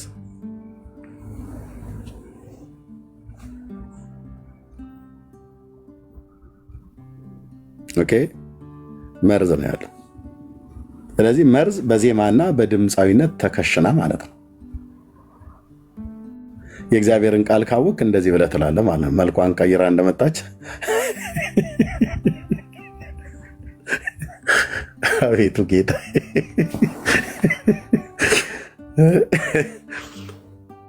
የለም። ሰለስቱ ደቂቅን ከአናንያ አዛርያ ሚሳኤልን ከነደደ እሳትም ተሆነ እሳት ያወጣቸው ገብርኤል ነው ይልሃል። እልል በል እንደ ገብርኤል ነው ብሎ ያለው ብለን ሳንጨርስ ድርሳነ ሚካኤልን ስታነብ የለም ሚካኤል ነው ይልሃል። የገብርኤልን ተቃውሞ መድኃኔዓለም ምስክሬ ነው፣ እጄ ላይ እኮ አለ መጽሐፉ። አይ ቆይ ድርሳነ ሚካኤል ሳይሆን አይቀርም ሊቀ መልአኩ ነው ብለን አጨብጭበን ሳንጨርስ የኡራኤል ጸሐፊው ኡራኤል ነው ብለህ ጻፍልኝ ብሎት ድርሳነ ኡራኤል ላይ ኡራኤል ነው ያወጣቸው ይላል። የኡራኤልን ደግሞ ኦኬ ሰየው ኡራኤልም ሚካኤልም ገብርኤልም ተስማምተው ነው በአንድነት ኃይላቸውን አቀናይተው ነው ያጠፉት ብለን እንዳንል ኖ ራጉኤል ደግሞ የራጉኤል ጻፊ ራጉኤል ነው ብለህ ጻፍልኝ ብሎታል። ደግሞ መጽሐፉ እያንዳንዱ እጄ ላይ አለ። አሁን ካሜራ ከፍቼ ማሳየት እችላለሁ። ከዛ በፊት ማሳየት ይቻላል። አራቱም መላእክት አንድ አይደል? የመላእክት ስራቸው ብለን እንደዛ እንዳንስ ነው። የለም ኪዳነ ምሕረት ነች ያወጣቻቸው ማርያም ናት ብሎ ድርሳነ ኪዳነ ምሕረት ላይ እዚህ ጽፎልሃል። ስለዚህ ማን ነው ሰለስቱ ደቂቅን ከነደደ እሳት ከባቢሎን አውራጃ ላይ ያዳናቸው? ኦርቶዶክስ። ጴንጤ መልሱ ራሳችሁ መጀመሪያ። አንተው ራሱ ኤርሚያስ ጴንጤው መልስ ተብሎ ሲባል እግዚአብሔር ነው ብዬ የምልህ አጭርና ግልጽ መጽሐፍ አንጣ ብለህ ትለኝ የናቡከደነጾርን ንግግር የዳንኤልን ጽሑፍ ነው ማሳየ የአሕዛብ ንጉሥ የተናገረው ማለት ነው። መልአኩን ልኮ የአንበሶችን አፍ የዘጋ ለዳንኤል እነዛንም መልአኩን ልኮ ከነደደ እሳት ያወጣቸው። እኔ ስድስተኛ ሰው ያለው ነው እንዲ ያለው ናቡከደነጾር፣ አራተኛ ሰው ያለው ነው ብሎ ያለው። በኦርቶዶክስ በዚህ ጉዳይ ላይ የምትይው ያለ ማን ያወጣው? አንድም እግዚአብሔር ነው ትላለች፣ ሌላም አንድም ሚካኤል ነው፣ አንድም ገብርኤል ነው፣ አንድም ኡራኤል ነው፣ አንድም ራጉኤል ነው፣ አንድም እመቤታችን ነች ይለዋል። አሁን የቀረው እና አርሴማና እና ጊዮርጊስ ነው ይፈለጋል ያለ ነው። ማን ነው ያዳነው ብለህ ስትል በኦርቶዶክስ 6 ናቸው። ንጉሱ የአሕዛብ ንጉስ በእሳት ውስጥ 4 ሰዎች ያለው ነው ብሎ የሚለው ኦርቶዶክስ ደግሞ የለም ተሳስተሃል፣ 6 ናቸው። ከማን 10 ናቸው? ማን ነው 6? 9 ናቸው። 3ቱ እሳት ውስጥ አሉ። እግዚአብሔር አለ 4፣ ገብርኤል አለ 5፣ ሚካኤል አለ 6፣ ኡራኤል አለ 7፣ ራጉኤል አለ 8፣ ማርያም አለች 9። 9ኙ ናቸው ታጉረው ያወጧቸው ተረዳርተው ያው እግዚአብሔር አይችልምና ይላል። ተረታም ትውልድ ተረታም ትውልድ። ለዚህ ነው የውሸት ድንኳናችሁ ተናቅሏል። ዮናታን እንዳየው ተጋደመ እንዳለ በቃ ተጋድሟል። አታድኑትም። ከዚህ በኋላ ህዝብን አታምታቱም። በእግዚአብሔር እውቀት ላይ የተነሳውን የሰውን ሐሳብ እናፈርሰዋለን። ማፍረሻውም ነው ብለህ ካልከኝ የእግዚአብሔር ቃል መዶሻ፣ ቃሌ ድንጋዩን እንደሚያደቅ እንደ መዶሻ አይደለምን ይላል። ቆርጠን እንጥለዋለን። በምን? በእግዚአብሔር ቃል ሰይፍ።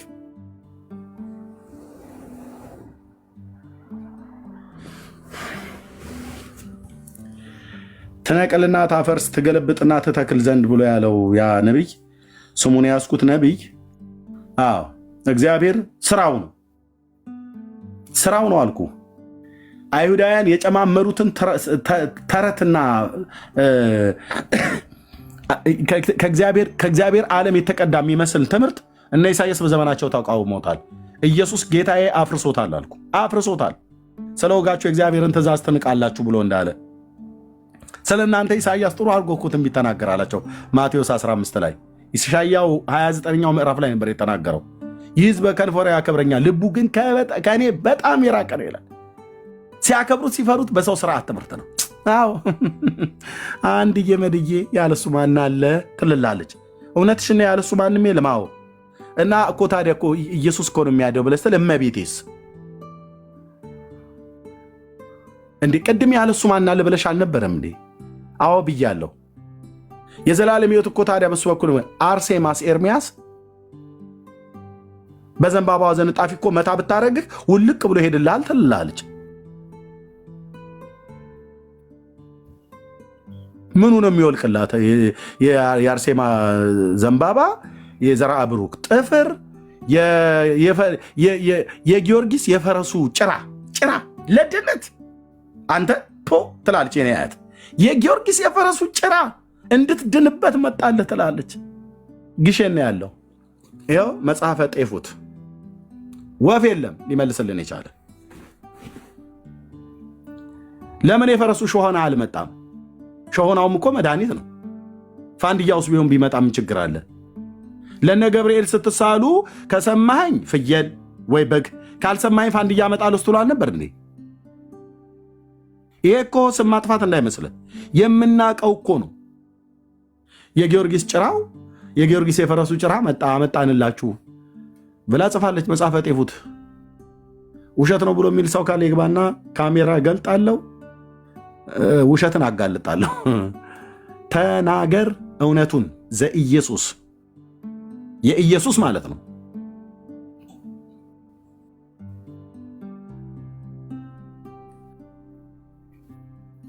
የኢየሱስን እውነት እንናገራለን፣ የሐሰት ትርክትን ግን እናፈርሳለን ያለ ርኅራኄ።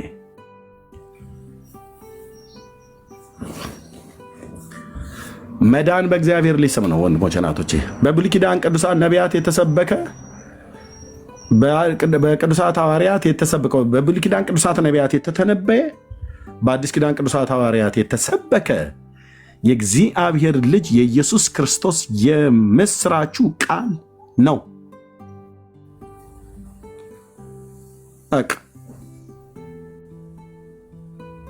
የማይለወጠውን ለዘላለም የሚሆነውን የማይለወጠውን ቅዱሱን ወንጌል በእጃቸው አሲዞ ከፀሐይ መውጫ እስከ መጥለቂያው ድረስ ላከ እንጂ ብሎ የሚለው ወንጌሉን አሲዞ እንጂ የላካቸው ገድላትና ድርሳናትን አሲዞ አይደለም የላከው። በየወጡበት ሁሉ ቦታ ስለ እግዚአብሔር ልጅ ስለ ኢየሱስ ክርስቶስ ስለሞቱና ስለ ትንሣኤው ብሎም በስሙ ስለማመን የሚገኘው ንስሐና የኃጢአት ይቅርታ ከአሕዛብ መንግስታት ማለት ከዛው ከኢየሩሳሌም ጀምሮ ለሐና፣ ለቀያፋ፣ ለሄሮድስ፣ ለጲላጦስ፣ ለአገረ ገዢዎች ሁሉ በሶርያ አውራጃ ላይ ይሁን የትኛውን ቦታ ላይ ለተቀመጡ በሄዱባት ባለፉባቸው የአሕዛብ መንግስታት ሁሉ በአሕዛብ ከተሞች ሁሉ ዝናዬን ወዳልሰሙ ወደ ሩቅ አገር ልካቸዋለሁ ብሎ እንዳለ እግዚአብሔር በኢሳይያስ እንደተናገረ ማለት ነው። እናስ ክብሬን ማዳኔ ለማን ይናገራሉ ይላል? ለአሕዛብ። ለአይሁድስ ቤት አይነገረው? ጀምሩ። ከዚህ ነው ጀምሩት። ጴጥሮስ ኦኬ። አይሁድን የሚዘል ወንጌል የለም። አይሁድን ካልዘለለ ብፁዕ አቡነ ማትያስን የሚዘል ወንጌል የለም። የኦርቶዶክሱን ጳጳስ ፓትርያርኩ ማለት ነው። የካቶሊክን ጳጳስ የሚዘል ወንጌል የለም። የእስላሙን ሼካ የሚዘል ወንጌል የለም። የእኛም ፕሬዚዳንት የሚዘል ወንጌል የለም። ወንጌል ለሰው ልጆች ሁሉ ነው።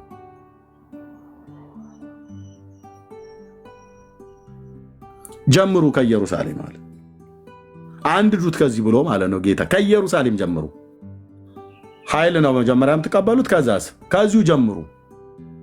አስቀድማችሁ እንደውም ወደ ሰማርያውያን መንገድ እንዳትገቡ፣ ወደ ጠፉት በጎች ወደ እስራኤል በጎች ሂዱ። ከይሁዳ ጀምሩ። እዚህ ወንጌል አያስፈልገንም። እዛ ወጣችሁ እቺ ቅድስት ከተማ ናት፣ ኢየሩሳሌም ትባላለች፣ ቤተ መቅደሱም እዚህ ካህናቱም እዚህ ነው ብለው ላሉት ለነሱ ጀምሩ። ባይዘው እግዚአብሔር ፍርድንም ሲጀምር ከቤቱ ነው የሚጀምረው። ከቤቴ ይጀምራለሁ ብሎ እንዳለ ሲጀምርም በዚያ ዘመን ከቤቱ ነው የጀመረው። አስቀድሞ በእኛ የሚጀምር ከሆነ ብሎ እንዳለ ማለት ነው ቅዱስ ጴጥሮስ። ወይ ሕዝቅኤል ጋር ሁለተኛው የመጀመሪያው ቤተ መቅደስ ንጉሡ ዮአኪም በተማረከበት ጊዜ ምዕራፍ 8ን ሄዳችሁ ስታነቡት እግዚአብሔር ከመቅደስ ያርቁኝ ዘንድ ብሎ ካሳየ በኋላ ከተናገረ በኋላ ጣዖታቱን ርኩሰቱን ለሴቶች ለተሙዝ የሚያለቅሱትን ካሳዩ በኋላ ምዕራፍ 9 ላይ የጸሐፊ ቀለም ቀንድ በወገቡ የያዘውን ሰው ከተማይቱን የሚቀስፉ መላእክትን ሲልክ ከቤተ መቅደሱ ጀምሩ አላቸው። ከቤተ መቅደሱ ቀጥሎ እዛው ቤተ መቅደሱ ውስጥ ከሽማግሌዎቹ ጀምሩ። ግድያው ከዚህ ጀምር አለ ጌታ። ከቤቴ ነው፣ ርፍረፋውን ከቤቴ ጀምሩት በለው። ይህን ሽማግሌ ነው ብሎ የሚል ሁሉ ዘመናት ሲያስቸግረኝ የኖረውን ምቱልኝ አላቸው ጌታ። አጨዷቸው አልኩ። ወየው እስኪል ድረስ ሕዝቅኤል በራእይ አይቶ ወየው ለምን ጌታ ሆይ ያለ ሲለው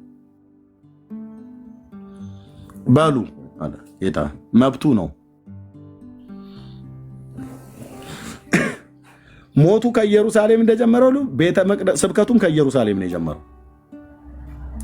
መቅሰፍቱም ከቤተ መቅደስ እንደጀመረው ሁሉ ምህረቱም ከቤተ መቅደስ ነው የጀመረው። ስብከቱም ከቤተ መቅደስ ነው የጀመረው። እነሱ የተለያየ ነገር የሚሸጡበትን እኮ ነው አይደል? ገበያ መነገጃ አድርገውት ቤቱ ከተሰራበት ዓላማ ውጪ ሁለተኛው ቤተ መቅደስ ማለት ነው። ሶሪ የመጀመሪያው ሰለሞን አልኩ ቅድም። ሁለተኛው ቤተ መቅደስ የሕዝቅኤል ነው የመጀመሪያው ቤተ መቅደስ። ጌታ ግን ገብቶ ገበታቸውን የገለበጠው የዘሩባቤል ቤተ መቅደስ ነው። ሁለተኛው ድፍረት ቤቱ ከተሰራበት ዓላማ ውጪ አውለውት ለነበሩ ሰዎች ያስተዛዝባል። አዳምና ልጆቹን ከድሮም ጀምሮ ግርም ነው የሚሉኝ። ያስተዛዝባል ብሎ አይደለም ያለፋቸው። ቤቴ ለአሕዛብ የጸሎት ቤት ትባላለች፣ እናንተ ግን የሌቦችና የወንበዴዎች ዋሻ አደረጋችሁት ብሎ ገበታቸውን ነው በአፍጢሙን የደፋው። አግየ የእግዚአብሔር ቅናት ይህንን ያደርጋል። ብዙ ሰው ታዝቦ ሊያልፍ ይችላል። አዎ ታዝበውም አልፈዋል። ይገርማል። ወይ ጉድ! እንዲህ እኮ አልነበረም የዚህ ቤት ክብር እያሉ ማለት ነው። አንዳንድ አይሁዳውያን ጺማቸውን ወርታች እያደረጉ ጉንጫቸውን እያከኩ ይገርማል። ተዚህ ላይ አልበና ሀጌ ዘመን እያሉ ዘመን እየጠቀሱ ማለት ነው። በተሐድሶ በተመለሱበት ዘመን ዘሩባቤል እኮ በነበረበት ዘመን ይሄ ቤት ተከብሮ ነበር ይላሉ። ግድ የለም ዘሩባቤል ቤቱን ይስራው እንጂ ቤቱ የዘሩባቤል አይደለም። ቤቱ ባለቤት አለው። ዘሩባቤል በነበረበት ዘመን አገልግሎ አልፏል። ዘካርያስም አገልግሎ አልፏል። ትንቢት ተናግረው በእግዚአብሔር መንፈስ በያህዌ መንፈስ ትንቢት ተናግረው ቤተ መቅደሱ ተሰርተዋል። ሀጌም ትንቢት ተናግሮ አንቀላፍቷል። በባለፈው እያየው ነበር መቃብራቸውን የሀጌንም የዘካርያስንም እዛ ጌቴሴማኒ ወደ ቄድሮን ሸለቆ መግቢያ ጋር ማለት ነው። ኦኬ አልፈዋል። ትንቢት ተናግረው እነዛ ታላላቅ ነቢያት አልፈዋል። ቤቱ ተሰርቷል። ቤቱ ግን ከተሰራበት ዓላማ ውጭ ያውለውታል። የቤቱ ባለቤት መምጣቱ አይቀርም። ያው ሚልኪያስ እንዳላቸው ይመጣል እኮ ብሏቸዋል። ድንገት የምትጠብቁት ጌታ ወደ ቤተ መቅደስ ይመጣል ነው። ይመጣል። ሲመጣ ግን ያገኛቸው ዘይት ምንድን ነው? እንደ ዘንድሮቹ ዘይት ሻጮች ዘይት ሲሸጡ እንትን ምናምን ነገር ገበያ ቤቱን ለንግድ አውለቱ ማለት ነው።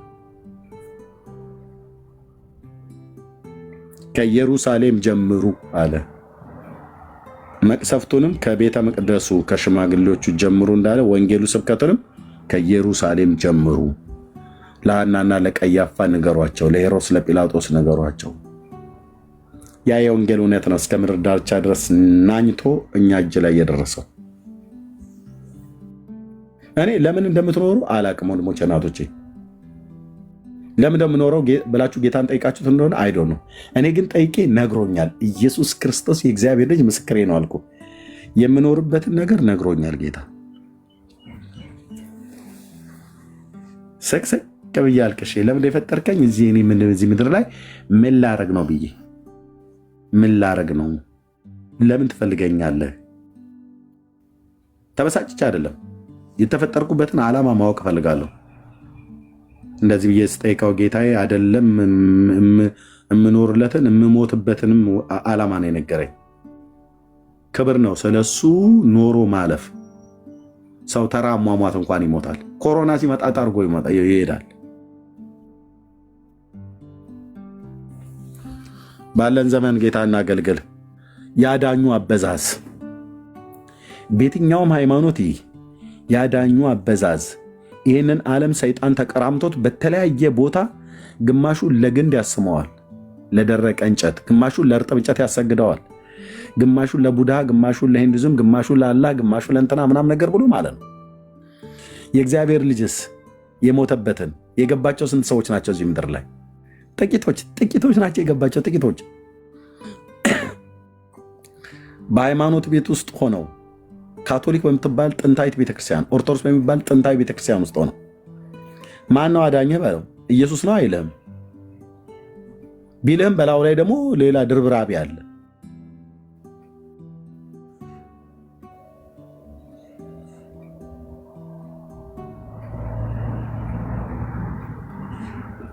የምወደው ልጄ እርሱ ነውና እሱን ስሙት ብሎ ያለውን የእግዚአብሔርን ልጅ ድምፅ እንድንሰማ ጌታ ልጁን ወደዚህ ዓለም ልኮታል። በእርሱ በኩል የተሰበከ የወንጌል እውነት ኢየሱስን አለመስማት አልሰማህም ብሎ ማለት እግዚአብሔር አብ በአንተ በኩል የተናገረውን ቃል በፍጹም አንሰማም ማለት ነው። እሱ ራሱ እኔ ከራሴ አይደለም የምናገረው አባቴ የነገረኝን አባቴ የላከኝን ነው የምነግራችሁ ብሏል። ኦኬ፣ ኢየሱስን አለመስማት ሌሎችን ሰዎች አለመስማት ተብሎ በሚባልበት አይነት የሚያዘው ብራዘር አይደለም። ኢየሱስን አለመስማት ማለት የላከውን እግዚአብሔር አብን አለመስማት ማለት ነው። ኢየሱስን አለመቀበል ማለት የላከውን እግዚአብሔር አብን አለመቀበል ማለት ነው። በዮሐንስ ወንጌል በማቴዎስ ወንጌል መጽሐፍ ምዕራፍ 10 ላይ እንደሚናገረው በተለይ ቁጥር 40 ላይ እናንተን የሚቀበል እኔን ይቀበላል፣ እኔን የሚቀበል የላከኝን ይቀበላል ይላል። የላከው አለ ማለት ነው። በራሱም ፍቃድ በአባቱም ፍቃድ ከሰማያት ቢወርድም አባቴ ልኮኝ ነው የመጣሁት ብሏል። አባቱ ሲልከው ደግሞ ባዶ እጁን አድርጎ አይደለም የላከው። ጥበብና ጽድቅ፣ ቅድስና፣ ቤዛነት በእርሱ በኩል አድርጎ ነው የላከው። ኦኬ፣ ቃል ሰጥቶት ነው የላከው። ስለዚህ ኢየሱስን አለመስማት ማለት ለእግዚአብሔር አብ የበቀል ቀን ራስን እያዘጋጀ ነው። ማንም የሚበቀልህ ቅዱስ እግዚአብሔር አብ የጌታችን የኢየሱስ ክርስቶስ አምላክና አባት። ጴንጤ ውስጥ ሆነ ይህን ጌታ አልቀበል ብለህ ብትልና ዝም ብለህ ስታሾፍ ብትኖር ይህን የበቀል ቀን አዘጋጅተዋል። እንደውም ባዘጋጀው ሰው እጅ በጽድቅ ሊፈርድ በዓለሙ ላይ በጽድቅ ሊፈርዳለው ይላል ሐዋርያት ሥራ ላይ።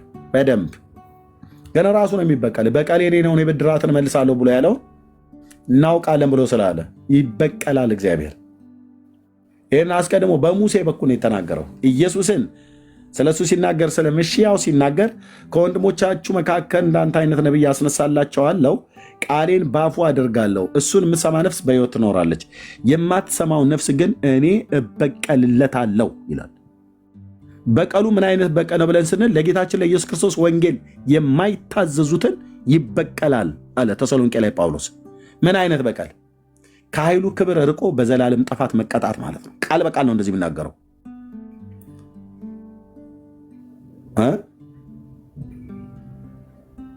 ምስክርነታችን አምናችኋልና በአመኑትም ዘንድ ሊገረም ሲመጣ ከኃይሉ ክብር ርቀው በዘላለም ጥፋት ይቀጣሉ።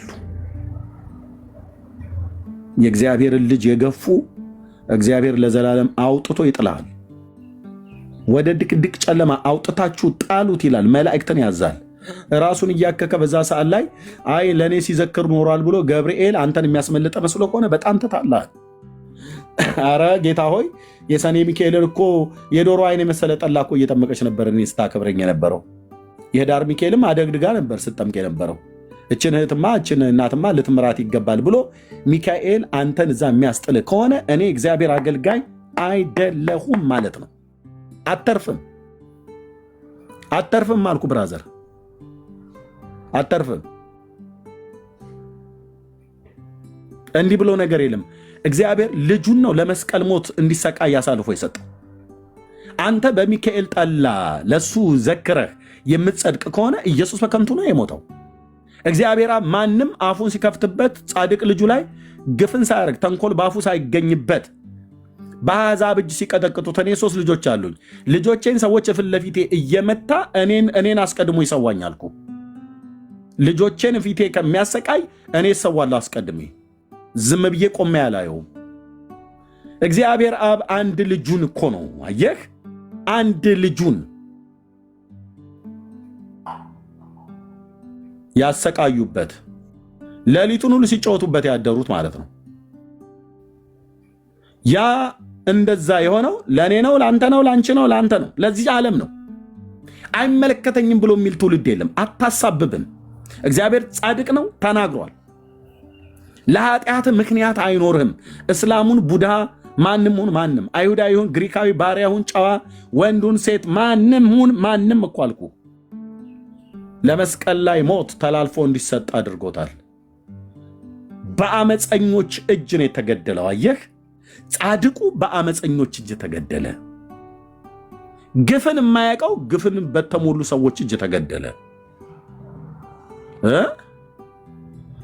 ይህ ነው የአጥንቴ መቅኔ ውስጥ የገባ የወንጌል እሳት፣ በደም ስሬ ውስጥ የገባ የወንጌል እሳት፣ በወንድሞቼ ወንጌላውያን አማኞች እና እህቶቼ ውስጥ የገባ የወንጌል እሳት ይሄ ነው። ይህንን ዲናይ አደርገዋለሁ ብለህ ብትል የምትጋፈጠው ከእግዚአብሔር አብ በቀል ጋር ነው። ፊት ለፊት የሚገጥምህ ከማንም ጋር አይደለም። ሄደህ የምትገናኘው የጌታችን የኢየሱስ ክርስቶስ አምላክና አባት በሆነው በእግዚአብሔር አብ ፊት ነው። በቀሉ ልትቀበል ያወራርድልሃል። ከእሳት ባህር በራእይ መጽሐፍ ምዕራፍ 20 ቁጥር 15 ላይ ስሞቻቸው በሕይወት መጽሐፍ ላይ ያልተጻፉን ሁሉ ወደ እሳት ባህር ተጣሉ ይላል። እዚህ ውስጥ ትኖራላችሁ። ይሄ የወንጌል እውነት ሲነገር እምቢ ብላችሁ ለያዥ ለገራዥ አስቸግረህ ኤርምዬ ንግግር ይጣፍጣል። የእረኛ ንግግር ምን ይጣፍጣል? ከጣፈጣየ ይሄ ክቡሩ የእግዚአብሔር መንፈስ በእኔ ውስጥ ይለምናል ማለት ነው። እና በክርስቶስ ኢየሱስ ታረቅ፣ በወንድሞቼና በእህቶቼ ውስጥ ሆኖ ይለምናል። ጳውሎስ እንለምናችኋለን እንዳለ ሕይወትና ለመጥፋትን እግዚአብሔር ወደ ብርሃን ያወጣው በልጁ ነው። የዘላለም ሕይወት በእግዚአብሔር ልጅ ትከሻ ላይ እንጂ በማርያም ትከሻ ላይ አይደለም ያለው። በሚካኤል፣ በገብርኤል፣ በአቡነ ተክለ ሃይማኖት፣ በጊዮርጊስ፣ በአርሴማ አታገኘው። የመቃብር አፈር በጥብጠህ ጠጣ፣ እንደ በሶ ጨብጠው እንደፈለግክ አድርገው፣ አትድንበትም። የመቃብር ሰባኪያን ቀደም እየተናገሩ ነበር። የዘርዓ ብሩክን መቃብር የተሳለመ 22 ትውልዱ ይድንልሃል ይላል። እውነታችሁ ነው ግን እናንተ ሰዎች የመቃብር ሰባኪያን መምህራን ጌቴሴማኒ ሄደህ እመቤታችን የተቀበረችበት ብትሳለም ትድናለህ ይላል። እውነትህን ነው። የእውነት የምራችሁን ነው ግን የምታወሩት እናንተ ሰዎች። እግዚአብሔር ልጁን የላከው አንተ የሆነ ጢማም ሰውዬ መቃብርና የሆነች አሮጊት ሴትዮ መቃብር ፈልገህ ሄደህ ቤተሰቦችህን እዛ ልታድን? አዎ በእውነት እናቱ መታስመ ስትስም አውቃለሁ ብሎ መላእክት እንዲመሰክሩ። ኧረ የለም። አዎ የሁለተ ጴጥሮስን መቃብር ስትስም አውቃታለችን ሴትዮ እያሉ እነ ሚካኤል በሰማይ ሊመሰክሩልሽ። በቃ እግዚአብሔር ይሄ ነው ልጁን በመስቀል ላይ ሞት እንዲሰቃይ ያደረገው። አንተ ችኳንታ ተከራይተህ ከአዲስ አበባ ከተማ ወደ ወሎ ወደ ትግራይ፣ ወደ ጎጃም፣ ወደ ጎንደር፣ ወደ ሰሜን ሸዋ፣ ወደ ኦሮሚያ ክልል፣ ወደ ወላይታ፣ ወደ ጉራጌ ምድር የትኛውም ሂድ አልኩ። ችኳንታ ተከራይተ ሄደ መቃብር ስመህ ስትመጣ የዘላለም ሕይወት ሊሰጥህ ጌታ። አዎ አይቼዋለሁ እንዴ አይቼዋለሁ። ለመስቀል ብቻ አልነበረ የሚገባው ወደ ጉራጌ ምድር። ምድረ ከብድ አቦ የገብረ መንፈስ ቅዱስ የሚባለው አቦ ገዳም ላይ የሐምሌ አቦና የነሐሴ ማነው የሐምሌ አቦና የመጋቢት አቦ ድል አድርጎ ነበር የሚደግሰው እንዴ። ለህዝቡ ለመጣው ህዝቡ እኮ በሙሉ ክትፎ በቆጮ ነበር የሚያበላ የነበረው። ዝግን ነበር የሚያበላ የነበረው ይሄ ሰው። ትዝ አይልም ገብርኤል፣ ትዝ አይልም ሚካኤል። አውቀዋለሁ ይሄኛው ማለት ነው አውቀዋለሁ። እና እናስገባው ብለው ያስገቡ መስሎሃል። መድኃኒዓለም ምስክር ነው። ቆጮውን ራስህ ትበላዋለህ እዚህ ማለት ነው። እኔም ከሰጠኝ እበላለሁ። ለአቦ አታደርገው እንጂ ለአቦ የደገስከውን አታምጣው እንጂ ሄጄ አንድ ጊዜ አሳሩን አሳይቼው ነው የመጣሁት። ሰው ልቀብር ሄጄ ማለት ነው ድምጥማጡን አጥፍቼው ነው የመጣሁት።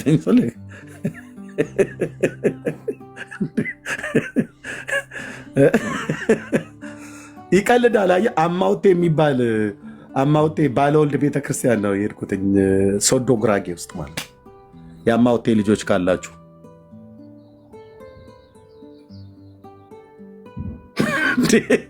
ሰው እኮ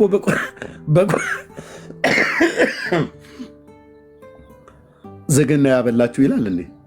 ዝግና አይደለም። ለምን ጭብጦ አታበላም? አብልተህ የምትገባበት መንግስተ ሰማያት የለም።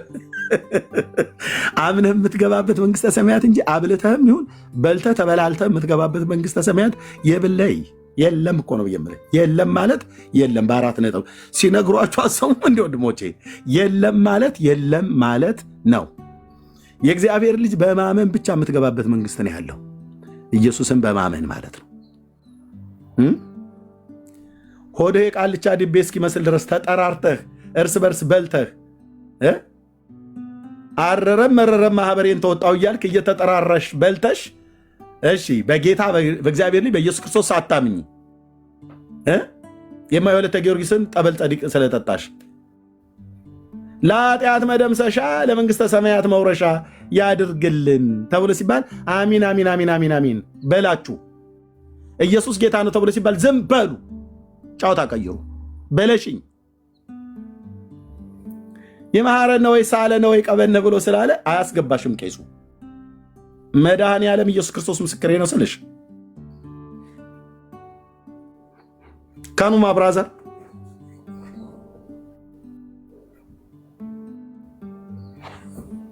አበላን ይላሉ። ከዱለት እስከ ቅቅል አበላን ይላሉ። ለምን በሬው ከነቀንዱ አታውጩም? ሰውየውን አትገቢ መንግስተ ሰማያት።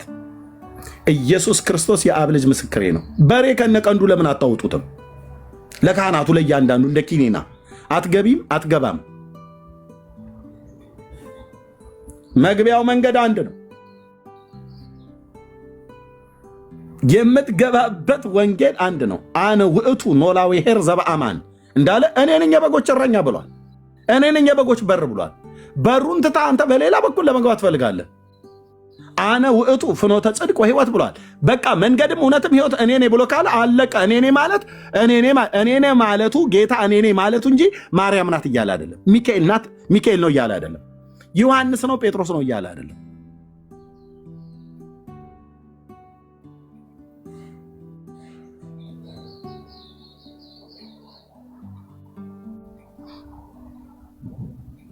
እሺ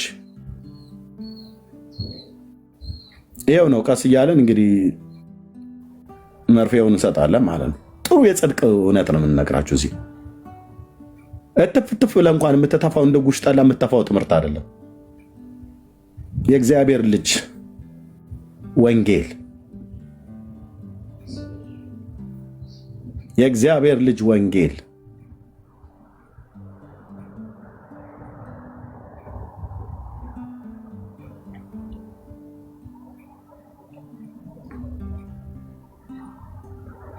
ለአይሁድ ተሰብኳል፣ ለሕዝብ ሁሉ ይሰበካል። ማዳን የእግዚአብሔር ነው፣ ደህንነት ከእግዚአብሔር ዘንድ ነው። በእርሱ የሚያምን ሁሉ የኃጢአቱን ይቅርታ እንዲያገኝ ነቢያት ይመሰክሩለታል ይላል። ሕዝቅኤል ና ተነሳና መስክር ብለህ ብትለው ከሙታን አይነሳም፣ ቢነሳ የጻፍኩትን ኤርሚያስ ያንብብልህ ነው ብሎ የሚለው ኢሳይያስ የምትለው አለ ብለህ እንዴ ነገርኳችሁ አይደል? እናንተ አይገባችሁ? ስለ አመፀኞች ማለደ ብዬ ነግሬህ አልነበር እንዴ?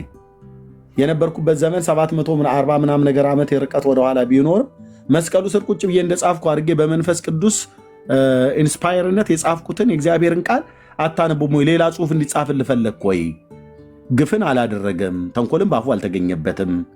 ስለ ሕዝቤ ኃጢአት ተመቶ ከሕያዋን ምድር እንደተወገደ ከትውልዱ ማን አስተዋለ ብዬ አልኩን። ኤርምያስ ጴንጤዎቹ ደጋግመው ሲያነቡልህ ለምንድን ያልተረዳው ነዋ ብሎ የሚል ቀና ብሎ ቢያወራ ኢሳይያስ ሌላ የሚጨምርበት ያለው ይመስላል? የለም። ታዲያ ለምን ሞተ ኢሳይያስ? በለምሳሌ ስለ ሕዝቤ ኃጢአት ተመቶ ከሕያዋን ምድር እንደተወገደ ከትውልዱ ማን አስተዋለ? ከእስራኤልም ከሌላውም ማን ያስተዋለው? ከክፎች ጋር መቃብሩን አደረጉ ብዬ እኮ ጽፌልህ ነበር። ከባለጠጎችም ጋር በሞቱ ሆኖም ግፍን አላደረገም፣ ተንኮልም በአፉ አልተገኘበትም። ጻድቅ ባሪያዬ በእውቀቱ ብዙ ሰዎችን ያጸድቃል ኃጢአታቸውንም ይሸከማል ብሎ የሚለውን አላነበቡልህም እንደ ጴንጤዎቹ ነው ብሎ የሚል ቀና ብሎ ኢሳይያስ ቢያወራህ ኢየሱስ ነው የሚያወራህ። ሌላ ወሬ የለም። ይሄንኑ የምነግርህ ነው ኢሳይያስ ነግሮ የሚሄደው።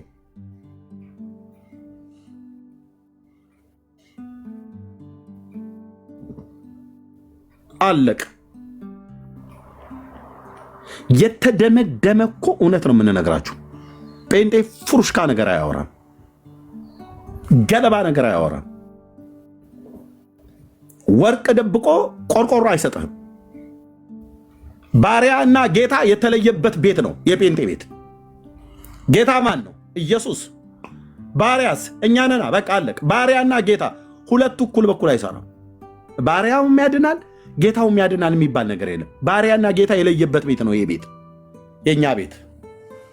ባሪያና ጌታ ያለየው ኦርቶዶክስና ካቶሊካ ነው። አዳኙና የሚድኑት የተለየበት ቤት ነው የጴንጤ ቤት። እሷም እሱም እነሱም ያድናሉ የሚባል ነገር የለም እዚህ ቤት። እዚህኛ ጋር ነው ብዬ የምልህ። አዳኙ አንድ ነው፣ ንጉሳችን አንድ፣ መድኃኒታችን አንድ፣ በጉ አንድ፣ የተሰዋው በግ አንድ፣ ሊቀ ካህናችን አንድ፣ ንጉሥ አንድ፣ እረኛው አንድ፣ ሕይወት አንድ፣ መንገድ አንድ፣ በር አንድ፣ ሁለት ድራቢ እንኳን የለም። ኢየሱስ የገሃነም ደጅ ደንግጥ አንድ፣ የእግዚአብሔር ልጅ አንድ፣ በሙታና በሕያዋን መካከል ሊፈርድ ያለው አንድ፣ ተመልሶ የሚመጣው አንድ፣ በዳዊት ዙፋን ላይ የሚቀመጠው አንድ አንድ አንድ አንድ። የለም ሌላ ግብስብስ የለም። አየህ እንዲህ ነው የሚያደርገኝ። የለም ማለት የለም ማለት ነው። በቃ እዲያ የለም። መቼ ወንጌል ነካውና ሰውን? የለም። እንደዚህ የእግዚአብሔር ቃል እውነት በትክክል እንደዚህ ይሰበክልሃል። እና እኛ ቤት መድኃኒት አለ። መድኃኒቶች አይደሉም፣ መድኃኒት አለን። እኛ ቤት ማለት ና ጴንጤዎቹ ጋር መድኃኒቶች አይደለም ያለን። አንድ ማዕት መድኃኒት አሳቅፈን አንልክህም። ፔንኪለሮች ናቸው፣ አይረቡም፣ አይጠቅሙም። አርሴማ ታድናለች ተብሎ ውሸት ነው ብራዘር። ተክለ ሃይማኖት በፍጹም እኮ አልኩ፣ በፍጹም እመቤቴ ታድናለች፣ በፍጹም ማዳን የማርያም ነው ብሎ የሚል መጽሐፍት ላይ የለም። ደህንነት ከእግዚአብሔር ዘንድ ነው፣ ማዳን የበጉ ነው። 4 ነጥብ ፒሪየድ። መድኃኒቶች አንሰጣችሁም። እግዚአብሔር መድኃኒቶች አይደለም የሰጠን፣ መድኃኒት ደስ አይልም? መድኃኒት ግን ቅዱስ ገብርኤል ለምንድን ነው ግን ነጠለህ እንደዚህ መድኃኒት ብለህ የሰበከው? ለምን መድኃኒቶች ብለህ ብዜቱን ለምን አጨምረውም ነበር? መድኃኒት ክርስቶስ ጌታ ተወልዷል ብሎ አጠበበው ራሱ ገብርኤል ስብከቱ ላይ ማለት ነው። ትንሽ ቦርቀቅ ቢያደርገው ሰፋ ቢያደርገው አይቻልም ነበር? ሌላ ለማስገባት ማለት ነው። አትችልም፣ አትችልም። ምን እንደምታስገባው አትችልም። በደህንነት ዓለም ውስጥ የተሰዋው በግ ነው የሚያድነው።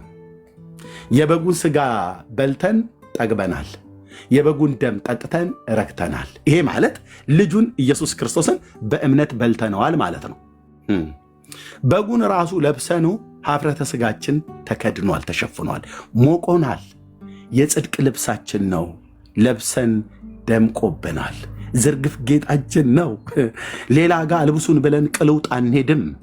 ቀራንዮ ኮረብታ ላይ በጉን ሰውቶታል እግዚአብሔር። በጉን ራሱን በልተን በጉን ራሱ ጠጥተን የታረደልን አማናዊ በግ በእርሱ በእኔ የሚያምን አላለም ጌታዬ፣ በእኔ የሚያምን ለዘላለም አይራብም አለ። የኔ አባት የኔ አባት የኔ አባት የኛ አባት ኢየሱስ ክርስቶስ በእኔ የሚያምን ለዘላለም አይጠማም አለ። በእኔ የሚያምን እኮ ነው ያለው። አየህ የእግዚአብሔር ክብር በእኔ የሚያምን አይራብም፣ በእኔ የሚያምን አይጠማም። በእኔ የሚያምን መጽሐፍት እንደሚል የሕይወት ውሃ ወንዝ ከሆዱ ይፈልቃል። ሃሌሉያ! ቦታው አይደል። በልሳን ጸልዬ አላሳይ ውስጤ እንዴት እንደሚፍለቀለቀ በጓዳዬ በቤተ ክርስቲያን ጸልያለሁ እንጂ እዚህ ልሳን አልጸልይም። የሕይወት ውሃ ወንዝ ይፈልቃል አለ። ከመቃብር ቤት አውጥቶ ሰው ያደረገኝ ኢየሱስ ጌታዬ፣ ኢየሱስ ቤዛዬ፣ ኢየሱስ ቤዛዬ፣ ኢየሱስ ቤዛዬ፣ ኢየሱስ ቤዛዬ፣ የሁል ቀን ንግግሬ የአንደበቴ ቃናን የቀየረ የሕይወቴን ቃና የቀየረ ስለ እሱ ሳወራ ኃይል ለብሳለሁ። ስለ እሱ ስንናገር ኃይል እንታጠቃለን። ጌታ መንፈስ ቅዱስ ሊያከብረው ይመጣል። አርነት ይሰማል። የጌታ መንፈስ ባለበት በዛ አርነት ይሰማል። ይታወቀኛል። አብሮነቱ ታወቀናል። ኢየሱስን ስበክ፣ ኢየሱስን ተናገር፣ ኢየሱስን ተናገር።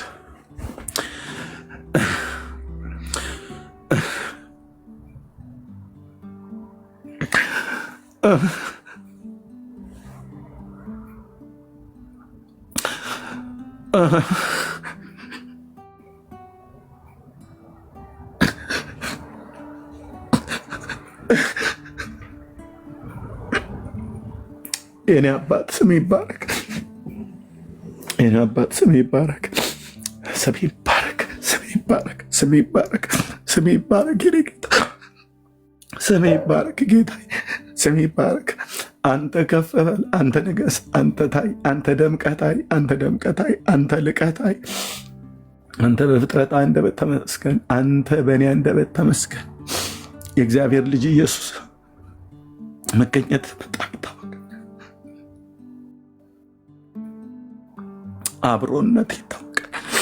አብሮነት ይታወቀናል። ልጅህን ኢየሱስ ክርስቶስን ስታከብረው ደስ ይለናል። የታረደው በግን ስታከብረው ስታልቀው፣ ስም ለዘላለም ይቀደስ። በአንተ መንፈስ በአንተ ጸጋ እንድናገለግልህ ልጆች ማድረግ ሳያንሰን እንድናገለግልህ ጸጋን አበዛህልኝ። ውጭው አይናፍቀኝም፣ ዓለም አይናፍቀኝም። በሚያምር ሀገር ላይ ነው ያስቀመጥከኝ ጌታ ሆይ። ቢቹ አይናፍቀኝም፣ የሚበላው የሚጠጣው ነገር አይናፍቀኝም። ክብርህ ግን ይናፍቀናል።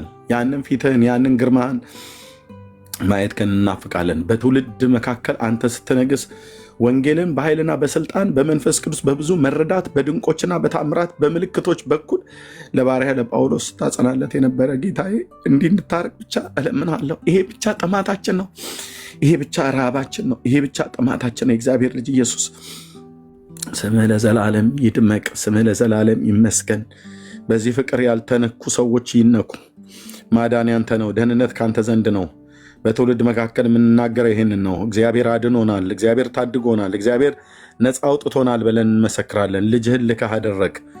ቅዱስ አባት እግዚአብሔር አብ ሆይ በዘላለም ተራሮች ላይ ሆነህ በድንቅ የምታበራ የአባቶቻችን አምላክ እግዚአብሔር ለሙታን ሕይወትን የምትሰጥ የሌለው እንዳለ አድርገህ የምትጠራ የአባታችን የአብርሃም አምላክ የተናገርከውን የተስፋ ቃል የፈጸምክ ሽማግሌውን ከዑር ከለዳውያን ምድር አውጥተህ ዘርህ የምድር አሕዛብ ሁሉ በዘርህ የምድር አሕዛብ ሁሉ ይባረካሉ ብለህ ባልከው ቃል መሰረት እንደተናገርከው ቃልህን የፈጸምክ ጌታ እናመሰግናለን። ከኢየሩሳሌም ከተማ የጀመረ የወንጌል እሳት ዛሬ በእያንዳንዳችን ውስጥ እንዲነድ ስላደረግ እናመሰግናለን። ክብርና ገናነት ለታላቁ ለስም ይሁን።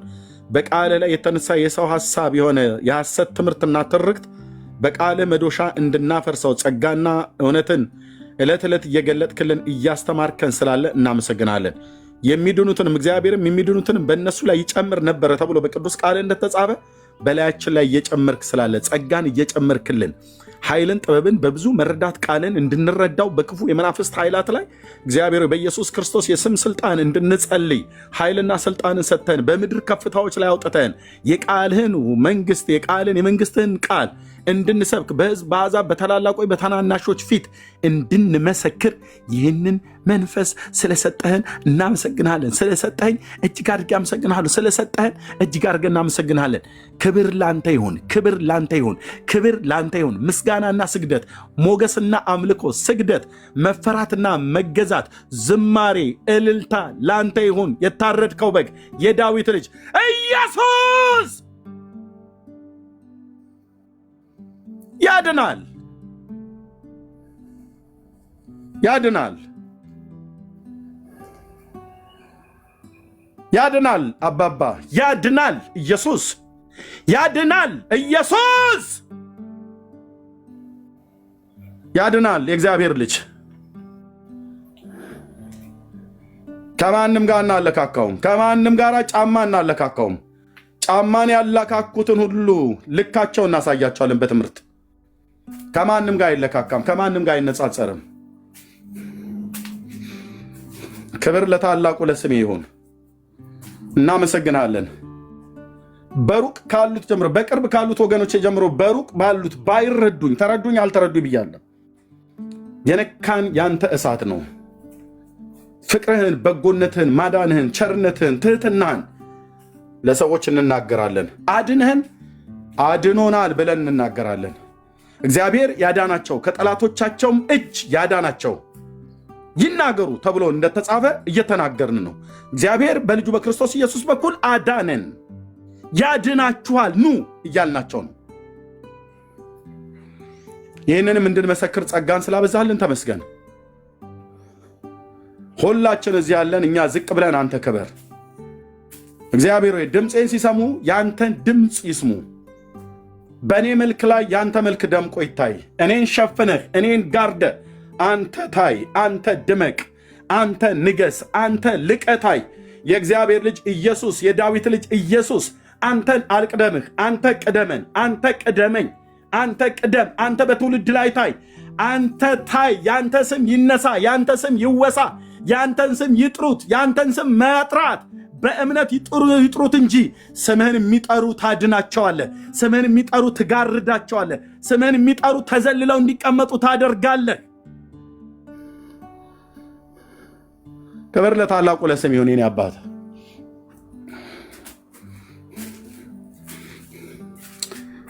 እናመሰግናለን፣ እናመሰግናለን። የኔ አባት ኢየሱስ ክርስቶስ እናመሰግንሃለን፣ እናመሰግንሃለን ጌታዬ ኢየሱስ ክርስቶስ። ክብር ለታላቁ ለስም ይሁን።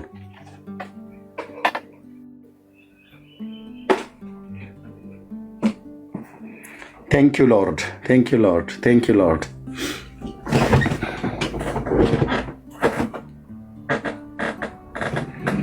ምስጋና የተገባውን እግዚአብሔርን እጠራለሁ ከጠላቶቼም እድናለሁ ብሎ እንዳለ ባሪያ ዳዊት አንተን ጠርተን ሄዳን ነው።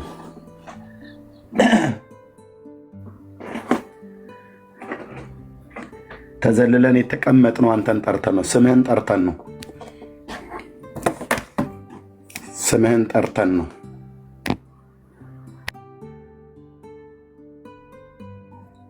አንተ ታላቅ ነህ፣ የስምህ ስልጣን ታላቅ ነው። አንተ ታላቅ ነህ፣ የስምህ ስልጣን ታላቅ ነው። አንተ ታላቅ ነህ፣ የስምህ ስልጣን ታላቅ ነው። አንተ ታላቅ ነህ፣ የስምህ ስልጣን ታላቅ ነው። ኢየሱስ ለዘላለም ስሙ ይባረክ። ገናናው ኢየሱስ፣ ከፍ ያለው ባለ ግርማው የተፈራው ንጉሥ፣ ምስጋናና አምልኮ ለታላቁ ለስሙ ይሁን። ጌታን እጅግ አድርገን እናመሰግናለን። ጌታን ለመቀበል የምትፈልጉ ሰዎች ካላችሁ በውስጥ መስመር አግኙ። በጣም ወንድሞች እናቶቼ ዳጊን አግኙ። እዚህ ያሉ አገልጋዮችን በውስጥ መስመር ጻፉልን። ለእኔም ለዳጊም ጻፉልን። ለነብሩኬ ለነዳኒ በውስጥ መስመር 7 ቁጥር ጌታን መቀበል ፈልገ ነው። እኔ ጋር በጣም ብዙ ህዝብ ስላለ ወንድሞች እናቶች ከዓለም ዙሪያ የሚደወል ጌታን ለመቀበል በሕያው አምላክ ፊት ነው የምነግራችሁ። ገና ሜሴጅ ላይ የተቀመጠውን ህዝብ ንስሐ አስገብቼ ያልጨረስኩት። በእውነተኛ ቤተክርስቲያን ያላችሁ ሰዎች ውጡና አግዙኝ ፕሊስ። ቢያንስ ንስሐ እንኳን ለማስገባት ከምናምናቸው አብያተ ክርስቲያናት የምታገለግሉ ወንድሞች እናቶች፣ በስተት ትምህርት ውስጥ የሌላችሁ ህይወታችሁ በተለያየ ነገር ያልተያዘ ኑ አግዙን። በእውነት እርዱን። ቀልድ የያዝን መስሏችኋል? ህዝብ እየዳነ አይመስላችሁም? ብዙዎቻችሁ የሆነ ቃቃ ጫወታ የምንጫወት ነው የሚመስላችሁ ወንድሞች እናቶች። በፍጹም እኮ አይደለም። ነው የምልሻቴ በፍጹም አይደለም። ስለዚህ ጌታን ለመቀበል የምትፈልጉ ሰዎች ካላችሁ በውስጥ መስመር አግኙ። ጸጋና ሰላም ይብዛላችሁ። በውስጥ ጻፉልኝ። ከየት ቤተክርስቲያን እንደሆናችሁ ስጠይቃችሁ እውነቱን ንገሩኝ። በእውነተኛ ቤተክርስቲያን ካልሆናችሁ አልቀበልም። ቤተክርስቲያን የሌላችሁ በእውነተኛ ትምህርት ያላደጋችሁ አልቀበልም። ወንድሞች እናቶች ሳትማሩ እንድታስተምሩ አልፈቅድላችሁም። በእውነተኛ ቤተክርስቲያን ውስጥ የሚያገለግሉ ያላችሁ ወንድሞች እናቶች፣ እዛ የምታውቋቸው ማገልገያዎች ካሉ ፕሊስ በውስጥ መስመር ኮንታክት አድርጉን። ቢያንስ አይሽ በዚህ ሰዓት ላይ እዚህ ገስት ላይ ተቀምጠው እነኝን ወገኖች አገኟቸውና በእነሱ ጋር 77 ቁጥር ጻፉ እነሱ ያገኟቸዋል ብዬ ብል አየ ለእኔ ራሱ ስራ ይቀለኛል ማለት ነው። እኔንን አሁን ዘግቼ ልወጣ ነው። ከዚህ በኋላ አሁን በስልክ የሚደወለው በውስጥ ሜሴጅ የሚመጣው ጥያቄ ልነግር አልችልም። ቤተሰብ ይደውልና ሁሉ ቀን እንደምነግራችሁ ማለት ነው። ባል ከደወለ ሚስቴ ጥያቄ አላት ይላል። ባልየው ጠይቆ ሲጨርስ ቆይ ሚስቴም አላት ጥያቄ ይላል። ጥሩ ነው ጥያቄ መኖሩ። አዳዲስ ሰዎች ናቸው የሚጠይቁት። እኔ የምልህ ኤርሚ ይሄኛውስ ቢሆን ታዲያ ይሄኛውስ ቢሆን የታቦቱን ጸሎት ሲጨርስ የማርያም ጋር ይመጣ የማርያምን ጠይቀት ማለት ነው። መልስ ሲጨርስ ጸበሉስ ይላል። ጸበሉን ጠይቀት ተስካሩስ ይላል። ለእያንዳንዱ መልስ መስጠት አለብን። ተገቢውን የሆነ መልስ። አይ እሱ አያገባኝም እሱ አይመለከተኝም ብለህ የምትለው ነገር አይደለም። እና ስራው በእግዚአብሔር ጸጋ ስለሆነ የጌታ ጸጋ ስለረዳ እንጂ እንኳን 10 ዓመት የምታገለግለው አይደለም 10 ቀን የምታገለግለው አይደለም። የስድብ ናዳ እየወረደብህ ከራስ ወገን ጀምሮ ሰው አልረዳ ብሎ ጠብረፍ ገፍ እያደረገ እንዲያና እንደዛ ብሎ ሲል ጌታ ግን እየረዳን እርስ በርስም እየተደጋገፍን የደከሙትን እያበረታን ስንደክምም እያበረቱን ስናጠፋም እየገሰጹን ስንጣላም እየተታረቅን የምህረት ልብ ሊኖረን ይገባል። የይቅርታ ልብ ሊኖረን ይገባል። ወንድሞቼ እናቶቼ በዚህ ላይ በጣም ነው አጽንኦት ሰጥቶ የእግዚአብሔር መንፈስ ደጋግሞ በውስጥ የሚናገረኝ የይቅርታ ልብ፣ የምህረት ልብ እና እንደዚሁ እየተጣላን እየተታረቀን በተለያየ መንገድ እየወደቀን እየተነሳን ስንወድቅ አንዳችን እያነሳን ሲፍገመገም አንዳችን እየደገፍን በቅን ልብ እያገለገልን ነው ይሄንን ዘመን እችን ዓለም ለቀን ወደ ጌታ የምንሄደው እንጂ ዝም ብሎ ተነካክሶ ምናምን ነገር ኖ ወንድሞቼ እናቶቼ ኖ መንፈስ ቅዱስን ታውቁት ከሆነ በፍጹም አይስማማም። ጌታን በመንፈስሽ ላይ በሰሚው ጌታ ሆይ በዚህ ጉዳይ ምን ትለኛለሽ ብለሽ ይሄ የነገርኩሽን ሳይሆን ጌታ የነገረንን ነው የሚያስታውሳል። እርስ በርሳችሁ ገሮቹ ነው የዋሆቹ ነው ይቅር በሉ ይቅርም ትባላላችሁ። እናንተን እግዚአብሔር በክርስቶስ ኢየሱስ ይቅር እንዳላችሁ እርስ በርሳችሁ ይቅር ተባባሉ። ይቅርታ ሳይኖር ስብከት፣ ይቅርታ ሳይኖር ትምህርት፣ ይቅርታ ሳይኖር ገስት ላይ መውጣት፣ ይቅርታ ሳይኖር ላይቭ መክፈት ብራዘር አያዋጣም። ቂም፣ በቀል፣ ተንኮል በውስጤ ከሻከረብኝ አልከፍትም ገስት። ምን ላረግ? እስከዛሬም ድረስ ያገለገልኩት ወንድሞች እናቶቼ ከሰዎች ጋር እንጋጫለን። መራር ጥላቻ ግን ውስጤ ይዤ አይደለም። አምላኬ እግዚአብሔር ልቤን በሚያውቀው ጌታ ስለረዳኝ ማለት ነው። እና ጸጋና ሰላም ይብዛላችሁ። ተባረኩ። የምንኖርበት ሀገር የተለያየ ሀገር ስለሆነ እኔ ጋ አፍተር ሚዴይ ሆነ ልጆቼንም ከትምህርት ቤት የማመጣበት ሰዓትም ስለደረሰ የተወሰነ ሰዓት ነው የሚቀረው። እረፍት ማድረግ አለብኝ። ጸጋና ሰላም ይብዛላችሁ። በቅን ልብ የምትረዱ በዓለም ዙሪያ ያላችሁ ወንድሞችና እህቶች ጌታ እግዚአብሔር ዘመናችሁን ይባርክ። ጸልዩልኝ። በእውነተኛ ቤተክርስቲያን ውስጥ የምታገለግሉ ወንድሞችና እህቶች ኑና አገልግሉ።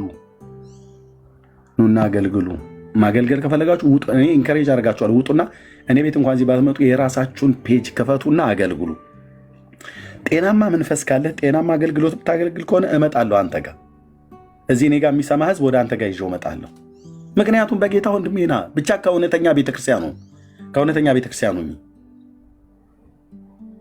እውነተኛ የወንጌል አገልግሎት ጥሪ ያላችሁ ሰዎች ማለት ነው።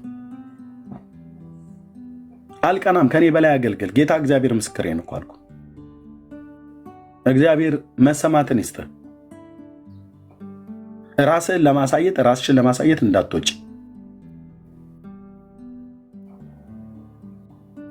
ፕሊዝ። እና ተባረኩ። ጸጋ እና ሰላም ይብዛላችሁ። በተለይ እህቶች በጣም ነው፣ እናቶች በጣም ነው ኢንከሬጅ ማድረጋችሁ።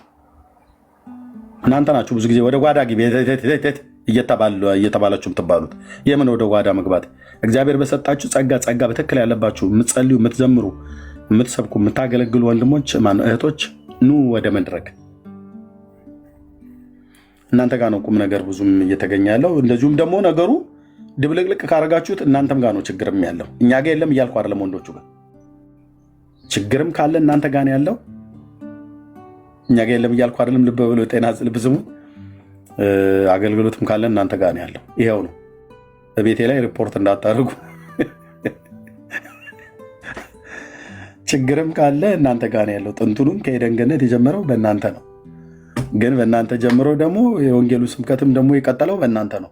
ጸባይ ማሳመር አለብኝ የምመስልህ መጨረሻ ላይ ነገር አለው ብለው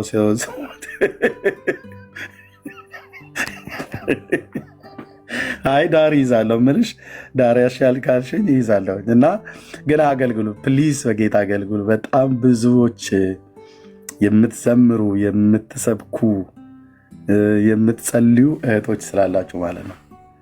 ኖ ጌታ ምስክሬ ኑ አልኳችሁ። ኔክስት ጌታ ቢፈቅድ ወይ በኋላ ላይ አቅም ኖሮኝ ጌታ እግዚአብሔር ጸጋ ከበዛልኝ ከከፈትኩ ኑና ሰበኩ፣ ኑና ጸልዩ። ጌታ እግዚአብሔር በሰጣችሁ ጸጋ አገልግሉ። ነገር ግን ይዛችሁብኝ እንዳትመጡ በመድኃኔዓለም በቃ እሱም ብቻ ነው። ወንዶችም ብትሆን ነገር ይዘህብኝ እንዳትመጣ። ከእውነተኛ ቤተክርስቲያን እንኳን ሆና እናገልግል።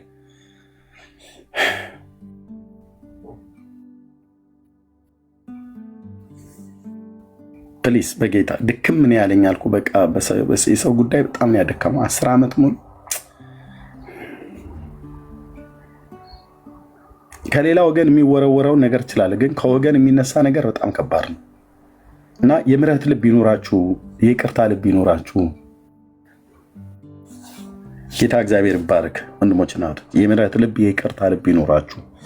የይቅርታ ልብ፣ የምህረት ልብ ይኖራችሁ።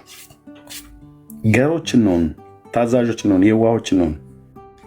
የአባቶቼ አምላክ ምስክር ነው። ወንድሞቼ ቀድመውኝ ይድመቁ ከኢየሱስ ጋር ከፈለጉ። ብቻቸውን እንድመቅ ብለው ካሉ ነው ችግሩ።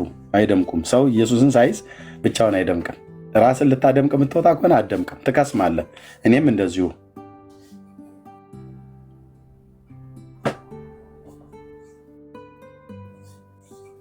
እና ጸጋና ሰላም ይብዛላችሁ። ተባረኩ። ወዳችኋለሁ። መልካም ውሎ ይሆንላችሁ። ሰላም ሁኑ።